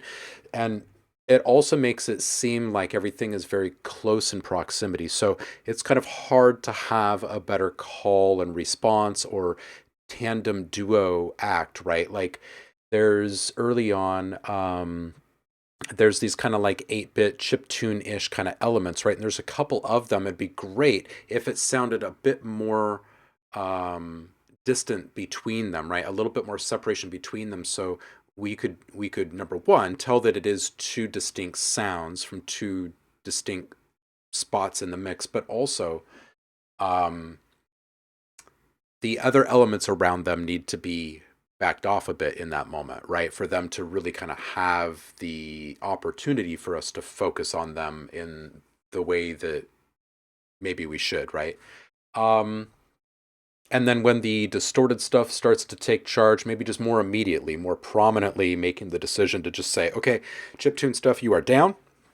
Distorted stuff, you are up. You're in center stage. And you guys get ready. You're next up, right? Start thinking about these different elements as players on a stage. And there's only so much spotlight time and space. And there's a lot of moving pieces and a lot happening. And if you just kind of imagine all of that playing out on a stage in front of people, how do you help them focus on these different elements? And a lot of times it's going to come down to volume change. So the compression stuff really becomes very important at that point because your volume changes are having less and less impact upon the overall mix because everything is just kind of squished to this one kind of loudness. So 206, really, really good. Just really fantastic stuff happening. So yeah, use more saturation instead of compression and limiting. Use reverb and panning and volume to really create the depth and accenting that you're wanting. Some of it is just volume mix though, like 324, the saw is just hot. Like it dominates the mix and it's just too much dominance. And also you can hear in this last section, especially, but the highs get a little squelchy, the metallic stuff especially. So I'd wrangle some of that in with some EQ. So other than that nitpickiness, everything else is of course awesome. Your sound design is awesome. Your delivery is awesome. The arrangement is awesome. It's just utter fantastic bloody mayhem, and I love it. It's just good stuff. Danny's here. I am imagining it in the chat. Everybody say hello. Give him a follow. How you doing, Danny?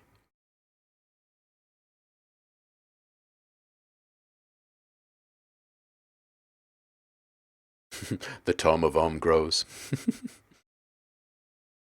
Drummy says, before you compress, make a double, then listen to the before and after and see if you actually need to compress. Yeah, it's funny because there's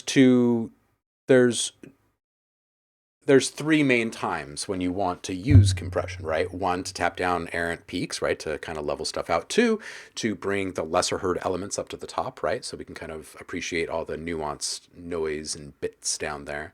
But then there's three, which is as an effect, right? And this is where we get into, like parallel compression, like New York style compression, and we get into volume ducking and pumping, and there's lots of good reasons to use compression in different ways. It's just to make the whole track louder itself. That's where we start to run into some issues because we never actually get to hear the peaks. We never actually get to hear what you did with all that awesome sound design at its fullest potential. It's always being reduced. So it becomes a conundrum when it just gets started to be used like salt. You know what I mean? Because we all think that salt makes everything taste better, but at a point it actually doesn't. Because if you're salting everything to the appropriate amount while you're making the food, then there shouldn't even be a salt shaker on the table, right? Because if you just sit down and you have this perfectly balanced meal and you just start shaking the salt on it, no matter what, everything's going to be a little too salty. And then what? And then you're drunk because you end up drinking too much beer or something because it's really freaking salty. This analogy has gone off the rails. We're going to go on to the next track. All right, Acute, I hope this helps. Konzan. It is you. Not Kun, Kon. There we go. This one's called Habibi. Depressive Things from Kazan. Dude, Chef Ramsay's not going to be on the show. He's just not. He's not ever going to be on the show.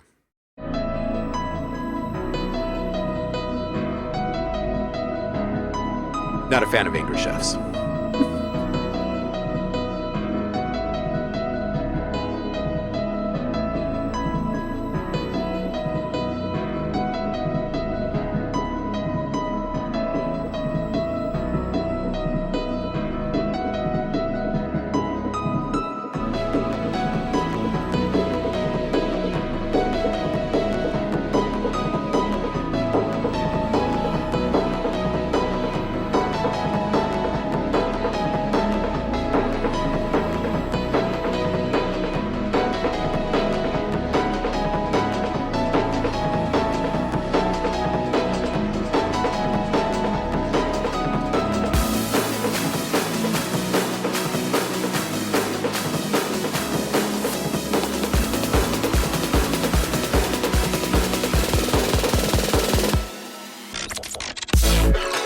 Yeah.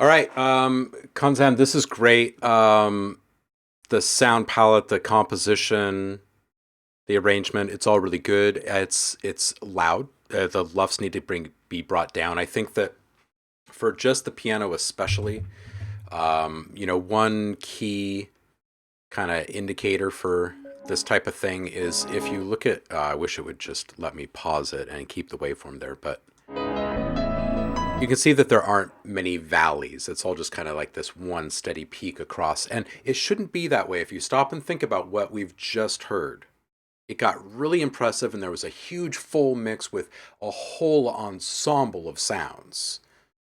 And it was like electronic, right? It was bass heavy music. But the intro was just a piano solo. So that is how much dynamic range you need to reclaim. Like that, there are many extra decibels that are being added to that piano, but it's not just the piano, it's all of the things. So bring all of that back. And then this whole thing starts to feel so much better. And when you have the need for a little bit of extra loudness or perceived loudness on the entirety of the mix, that's where the saturation comes in. It's also where the multiband processes come in and the mastering and whatnot, so you can add a little more definition and focus. But just in general, that one moment is really revealing, you know, seeing that the waveform kind of stays at a same peak loudness when it's just the gentle piano solo versus the entire mix. So adjust that. I really like the fun and creative transition into the full mix. It's a really good full mix effect right there. This is good. Just deal with the wrangle in the loudness. You don't have to lean into loudness to make it effective and impressive. You've got a really satisfying track with a lot of impressive things happening. So, do. And as Purple says, very pretty. Begush, you are up.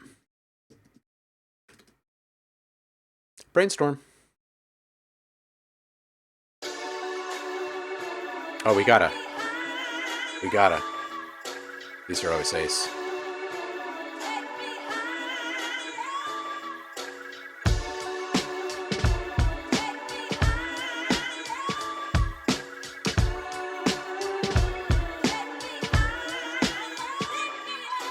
Against anyone, burst for verses, spontaneous combustion. Trust me, no rapper can dust me. Bounced upon the scene with a theme. Word life, fuck up fantasy out, cause I differ from a dream. Wisdom lies deep in my molecules. You assumed I fell victim to hip hop blues. Yo, way off, I stayed on tour often, rocking spots on the California coast, ranging on back to Boston, enforcing my theory. Leaving rappers teary-eyed, fried most who came and thought they had stride. You accustomed to cussing and bluffing, fussing for nothing. Half of y'all crumbs are just soft like muffins I bake. Masterpieces, sharper thesis. Y'all candy-coated motherfuckers stink like feces. Needless to say, how these runners use yours.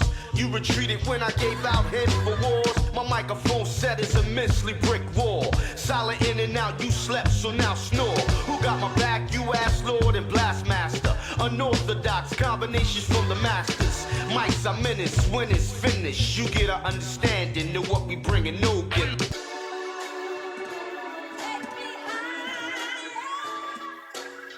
Blowing up spots from state to state. Finesse coming to town. Precision, I'm ill in ways you can't vision. I got niggas worshiping Lord Finesse like religion. You can't fuck around, you're kidding. You don't want no collision, you better fly south like a pigeon. Good riddance, I flip flows you can't imagine. I break down your Flintstone style in the fragments. So pay attention to the man rapping. Don't think that it can't, I'm living proof, it can happen. I reign supreme logical, verbally I drop it in ways that you never dreamed possible. So lyrically, I personally figure that my Harvard style is too deep for you nursery niggas. When I clutch the mic, I'm coming rough and right. I build more than them workers on construction sites. I'm skilled at it, I'm illmatic. So yes answers your question if you ask me, do I still have it? I'm the realest, the illest. Coming out the woodworks like them homos in the village. But seriously, I got the remedy if I was at the bottom of the toilet. You niggas still couldn't shit on me originally. It's the same vet. I'm on that get rich list, but they didn't call my name yet. I make it special like a prom night. I bomb mics while other brothers are old news like what the Cronkite is critical. You got these Xerox individuals with word life. It ain't nothing like the original. I wreck kids. That's my theory and perspective when it comes to hip hop. I'm on the case like detectives. You better step to the next man, cause the greatest soccer player couldn't kick it like Finesse.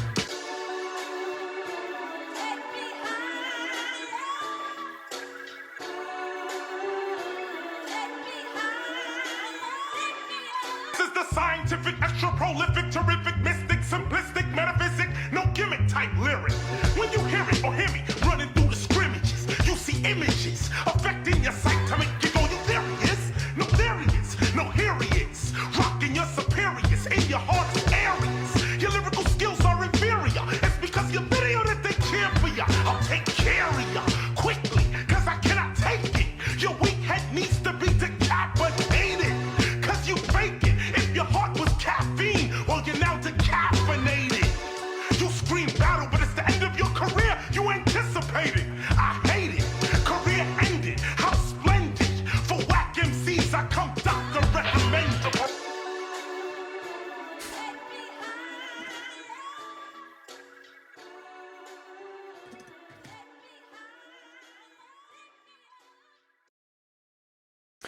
Boom. Hey, that was nice. It's a nice little showcase there. Let's bring this over here. It's tough to beat some KRS-One. Dude, the jitter on the video is wild, and the fisheye is just great, and I love just the exploration of it all. Shout out to the Beastie Boys.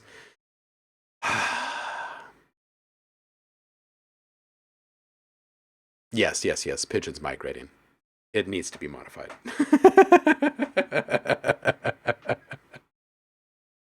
Oh, this is great.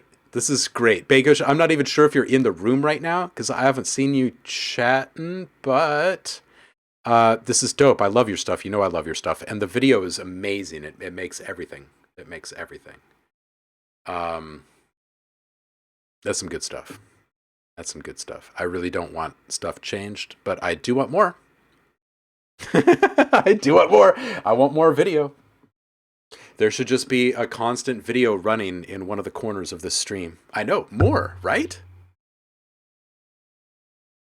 Zeep Zamthorpe, go find Bakush. Demand more. Mission. Pigeons are not real, and they don't migrate. Spies. Watching your every move. Dude, Trem ties, right? I feel you. This is so true. Trem says, dude, I miss when rap videos were just a bunch of dudes walking around with a camera doing random shit while spitting fire in all directions. Right? Right? All right, here we go. Purple.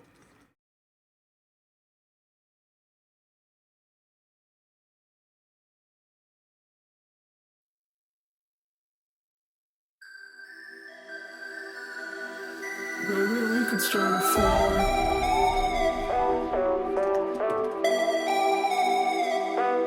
We could start a fire.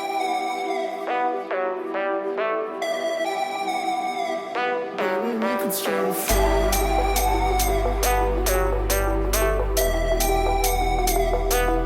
We could start a fire.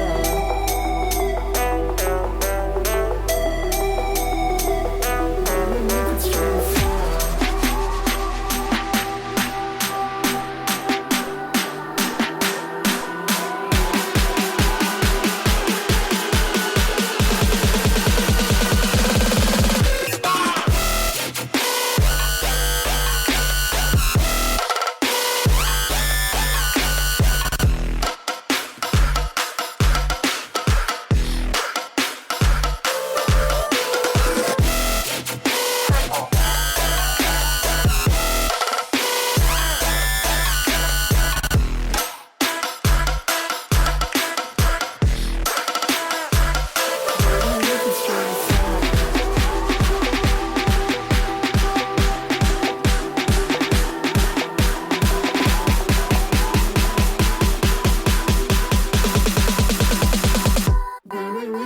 a fire.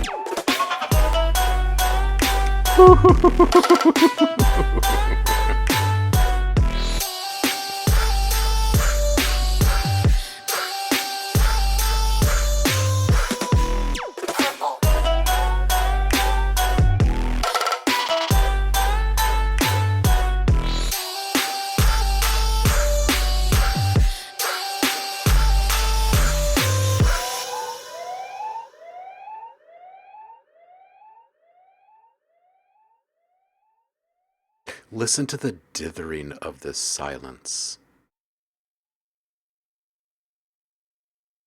Notice how the ones and the zeros are in perfect alignment. I do believe it's accenting your upper chakra in some way. It's getting too intense, so I'm going to hit stop. I almost lost control there. That was really good. That was really good. That silence is has some intense stuff there. All joking aside, Purple, this was dope. I love the fill, the first fill, like the introduction of the perk. It was ace. I think that there's a volume balance thing here happening between the bass and the perk, and it's not just a compression thing. It's more of like a push pull, give, take, call, and response relationship that might need to be set up where they're actually shifting in volume instead of just being allowed to do their thing. I recommend, I posit that in 2 well-timed spots, you hit that perk with a little splash of reverb, just like on just one hit, just like a ba, and that ba is actually this like whoosh, reverberated thing, right? Everything is super dry and tight, and then ba, are you kidding me? And then the second time that it happens, you actually have the verb and saturation combo, and the saturation is kind of ramped up quickly into said reverb cloud. So as that little hit is hanging in the air, you get the on the way out, right? Tremtai says, that's exactly what I was thinking. So anyway, you know, if you have just like 2 or 3 well-timed moments like that, it doesn't have to be that exact thing, right? Think about this. You could have,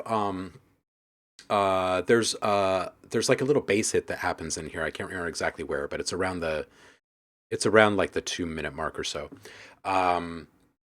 If that was hit at like the second half of that sound's delivery, if that was hit with a quick ramp up of tremolo where it's just like whoa, whoa, whoa, whoa on the way out, it would feel really good. So there's like a little bit of tail work and shaping work that you could do on a couple key moments in this thing to really just like push it over the edge. The other thing I would say is watch the low end frequencies in anything that is not your low end, and bring your low end up to 45 hertz. Don't let anything else underneath it.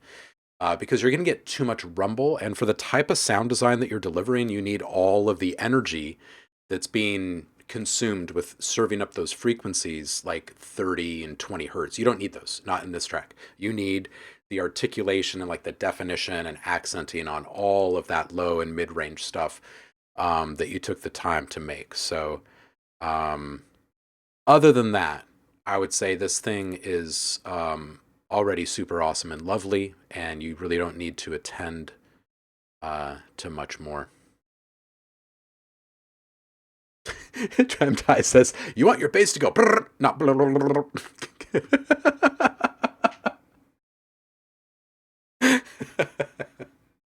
This is good. I hope I pronounced that properly. Zeep. That's good.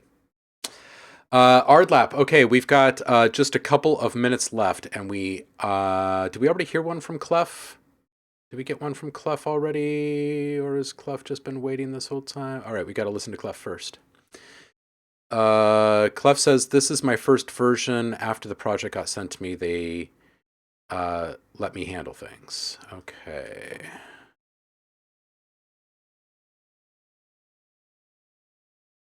Let me just check my calendar really quick. I'm pretty sure I do have a little bit more time here. Got an interview at 1:30. Okay, so we can do a couple more here. Good stuff. Love that. Okay, so this is my version after the project got sent to me. They let me handle things, and this is the first version from them when they sent it to me for cleanup and remixes, adding more vocals, do the chops, etc. Just for comparison, I do need advice about my mixes. I do realize a bit lacking about the attack and release though. Okay, so this bottom one is the original. Just for comparison. Okay, cool.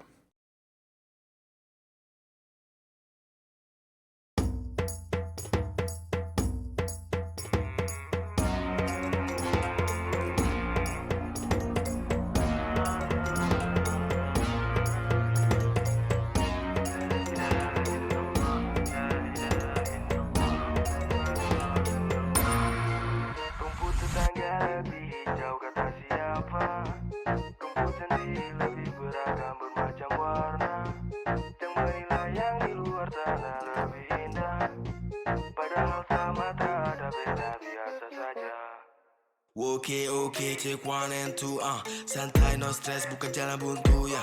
Dona manis kojang manyun, coba dengar beta punya pantun. Pegang obeng sebelum pelompat, permisi orang gak mau lewat. Belah duren di tengah jalan.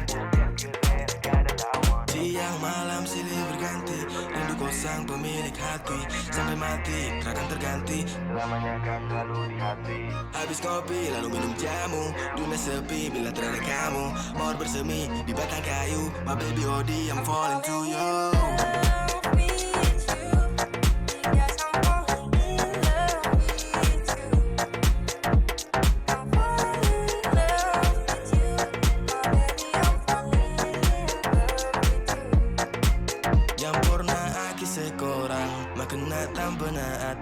Ampun saya cukup setong Bula tak kira lengale Wallahi asoko Cincina sesoce Bula tiga terus sampai mati Rumput tetangga lagi hijau kata siapa Temanilah yang di luar tanah lebih indah Padahal sama tak ada bedanya Damn life so dramatic Vaksinasi beta sudah suntik Ay, two mind, two hearts, one faith, baby, give me one shot. I know, baby, you're the one when my God has spoke to me. Lord, I fight this corruption relentlessly. So true, ain't got no bars, now I'm messing with you. My bush, you will see flow better than you. We tired of them kids, ain't got better to do. Berbagai macam budaya bangsa Jangan lupakan pantun juga warisan leluhur kita Sudahlah nona manis hujan mereda Santai saja para lesakan membuat bahagia Beta memang jelaka Sing ada harta jua tahta Soal hati setelah bercanda Cinta ini para punya Indonesia su merdeka Ratu adil kau di mana Tikus kantor tiada guna Koruptor bangsa tidur saja Okay, so in the full mix, a bit more low-end presence in that bass kick combo. So just kind of open up the low end of that bass just a little bit more, and I'd also add a little accent around 100 hertz or so for that kick. Somewhere between 80 and 100 probably, so you can get a little bit more thump in the kick, just to kind of keep it a little bit more of a heartthrob in there, right? There are a few things in regards to the delivery and like the humanization of their delivery that could be improved upon. So I'm going to use the flute as an example, but there are a few other things in the mix that you can hear. Once you're actually listening for this specifically, you'll be able to hear the other stuff that you would want to attend to in the mix, I think. So the flute, it can use a little bit of saturation. It feels kind of dry and choppy, right? It's like it's got a really short attack and a really short release. So it feels kind of synthetic and very much on the grid. So I would spice it up. I would put saturation on there for a little bit of texture. I would loosen up the ADSR parameters, right? Add a little bit of release. You can stop short, but have it ring out just a little bit. Just a little bit does so much in the delivery of things. I would add just a little bit of attack time to the delivery of that as well, so it feels a little bit more flute-like. And then just in general, I would humanize the groove a bit more. I like your sound palette, I like the arrangement, I like the aesthetic of everything, and I like where you've put things. I think that there's a little bit of volume work needing to be done on a couple of things. Like a couple things came into the mix and I was like, oh wow, that's kind of loud.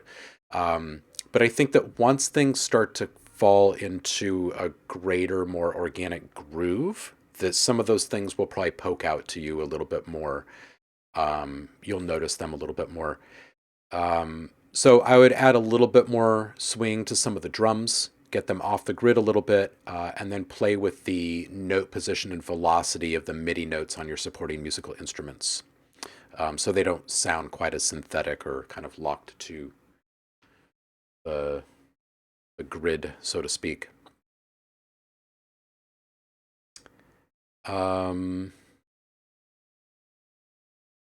Yeah, just a little bit more organic. I think everything else is there. I wouldn't touch your sound palette or anything like that. Like all of the stuff to do is nuanced stuff. It's all just massaging. It's tiny little movements. Make sure that you play with the velocity a fair bit with your sampled instruments, right? Think about how humans move and how inconsistent a lot of that really is from one person to the next. And then also think about just the incidental stuff that happens while people are playing together, right? Like a note is missed here and there, right? Every once in a while you're off by just a little bit, right?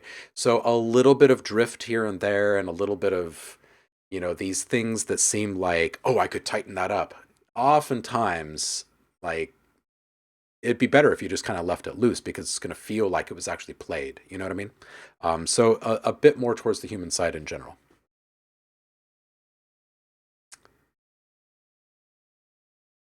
Just a mix of stems. Yeah, so you can still kind of offset the time into some of those things, but it is tough knowing that it's just stems and you don't have access to the MIDI. So you can really only do so much sometimes.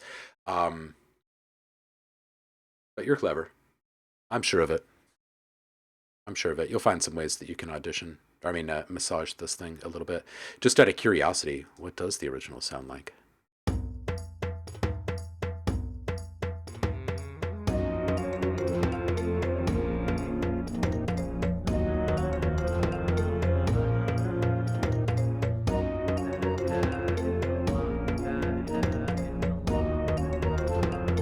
Yeah, and processing, you know, like that flute, I can hear it, right? It's the same. And what you can do is some processing, right? You can put a reverb on there, but then you can automate the mix of that reverb, right? So it kind of forces the kind of groove and delivery that you're really wanting. Yeah, no chops, no backing vocals, right. Yeah, so it's pretty tough to go in there and start affecting things like velocity and stuff like that. So you can mostly just ignore that for this specific project, but, you know, keep it in mind for all the stuff that you get that you can touch those things on, I guess, right? Zay Money. Let's do this.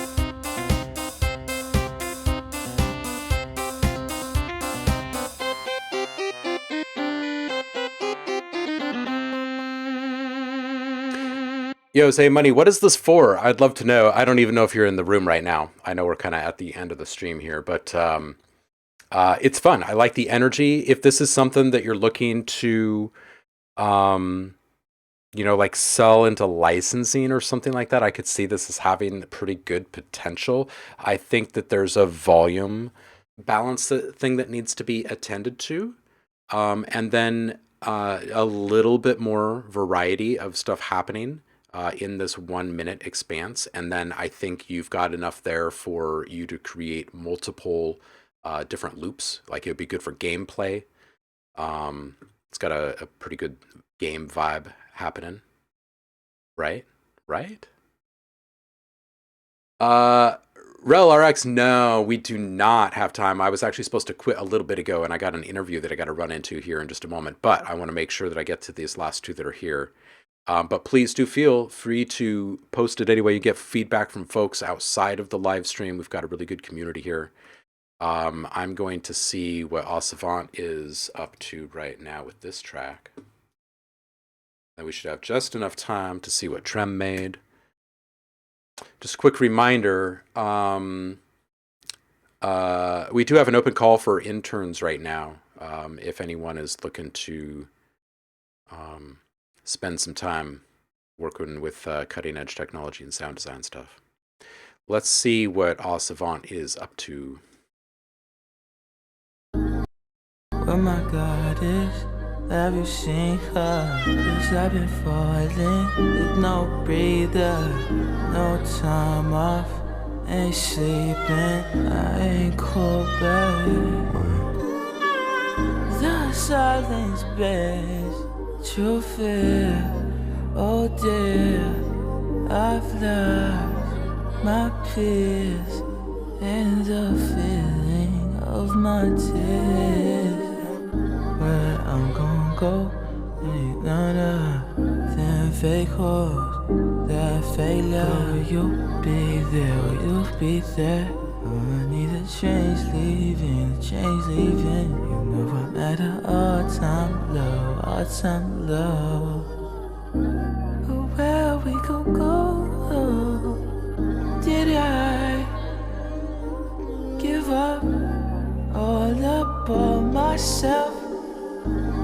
Ever since I was young, when did I lose it all? I promise that I try to change, so I'll keep abiding my time. I'm abiding my time. I'm biting, I'm biting. Where my God is, have you seen her? 'Cause I've been falling with no breather, no time off. Ain't sleeping, I ain't cold, babe.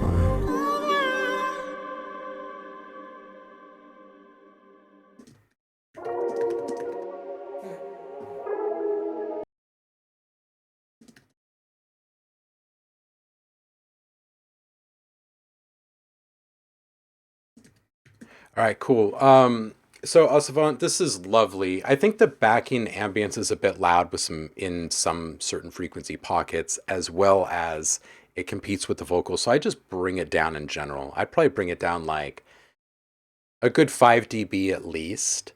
And then I would leave the vocals that pop through there at the end right where they are. Like that kind of abrupt volume change when those come through is pretty cool, actually.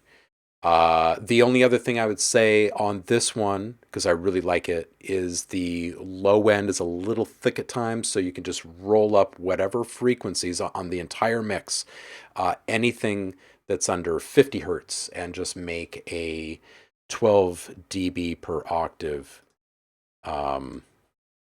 curve happen there. So nice and gentle, and leave it right in that neighborhood. It's good stuff. I like that. It's a good track. Got some good ideas cooking in there.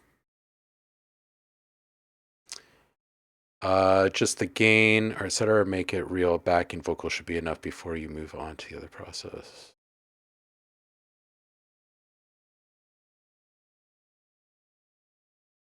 Backing vocals, and he said he would, and then never got back to you. Oh no, that sucks. Yeah, if you do have control over volume balancing, that's the one thing that I would attend to. And Trem says you can actually wash it out a bit too, right? Balance it a little bit more towards the reverb versus the dry signal, which gives it kind of a Gaussian blur kind of effect. So everything in front of it really pops. All right, we're going to listen to Tremtize. See what this guy's been up to this week. And we got to find someone fun to raid, so take a look and see who's streaming right now. Tremtize says, start working on YouTuber remixes lately, and aside for it being a jokey remix, I like the clarity of the instrumental on this. This is a Markiplier thing.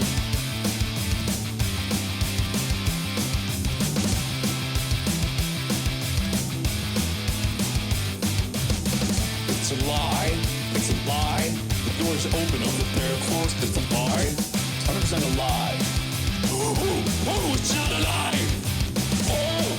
Okay, well, that wasn't a lie, but it's not good either. Well, this is uncomfortable, but whatever. It's not a lie! Oh. This game is not about being comfortable. This game is about plowing ahead and being confident. It's what I is. It's what I is. Okay. Turn on the lights. Turn on the lights. Lights are on. But the lights are on. But the lights are on. I'm going around. I'm going around. Oh.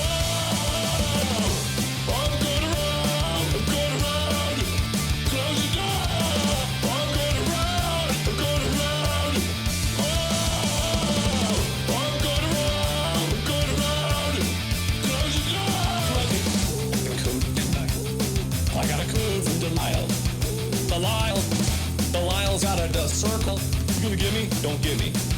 Don't get me, dude. It's a lie. Oh, it's Delisle. It's a lie. Oh, it's Delisle.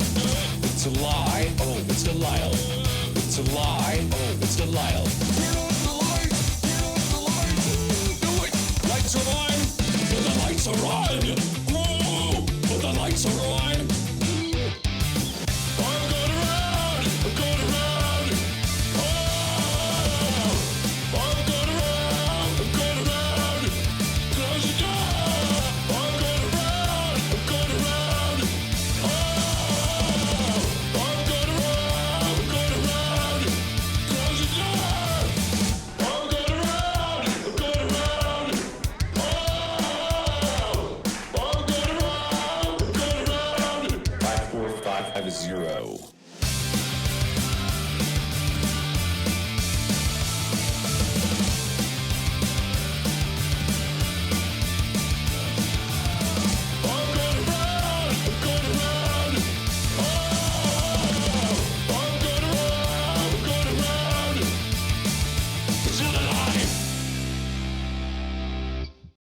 Drum ties, I love this concept. There needs to be a channel dedicated to it. If there was, that person would have all sorts of people tune in every day. This is great. This is... I want a video, like I can see in my head a pretty decent idea, but I want a video for it. I want to see all of the looping and chopping and some fails. Yeah. Good stuff. Good. And it's got the energy too. It's got like somewhere between, for me anyway, it's got somewhere between like Green Day and like old school Suicidal Tendencies. Plan is to make a video for it. Nice. Yes. Yeah, it's got like some skater energy in there or something. I like it. It's dope. Do more of these. I like it. One whole dedicated channel, please.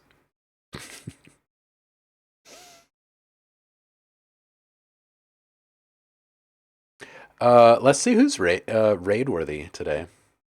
Who's streaming? Who's up? Funky Spud is back. Sandclipper E-Town. Sal D. Ari. Huh. Anybody out there have any really good raid destinations for us today? Who's up right now? Orange Ice Pie, I wish I could, but I have to run and interview someone here in just a moment. And I want to stand up and move around right before I do that. So I am cutting it really close here. But please do drop a link next Friday, or if you want feedback on things between now and then, you can always drop something in the Discord and ask the community. Let's see what Kyle's up to. See? Let's just see. Let's go see. Ah, he's playing with some gear. All right, people. I'm going to go ahead and click this. I appreciate you all, and I will see you again on Monday. I hope you have a fantastic weekend and stay inspired and make some funky stuff. But also get out and get some fresh air. But don't melt. And I'll see you on Monday. Bye.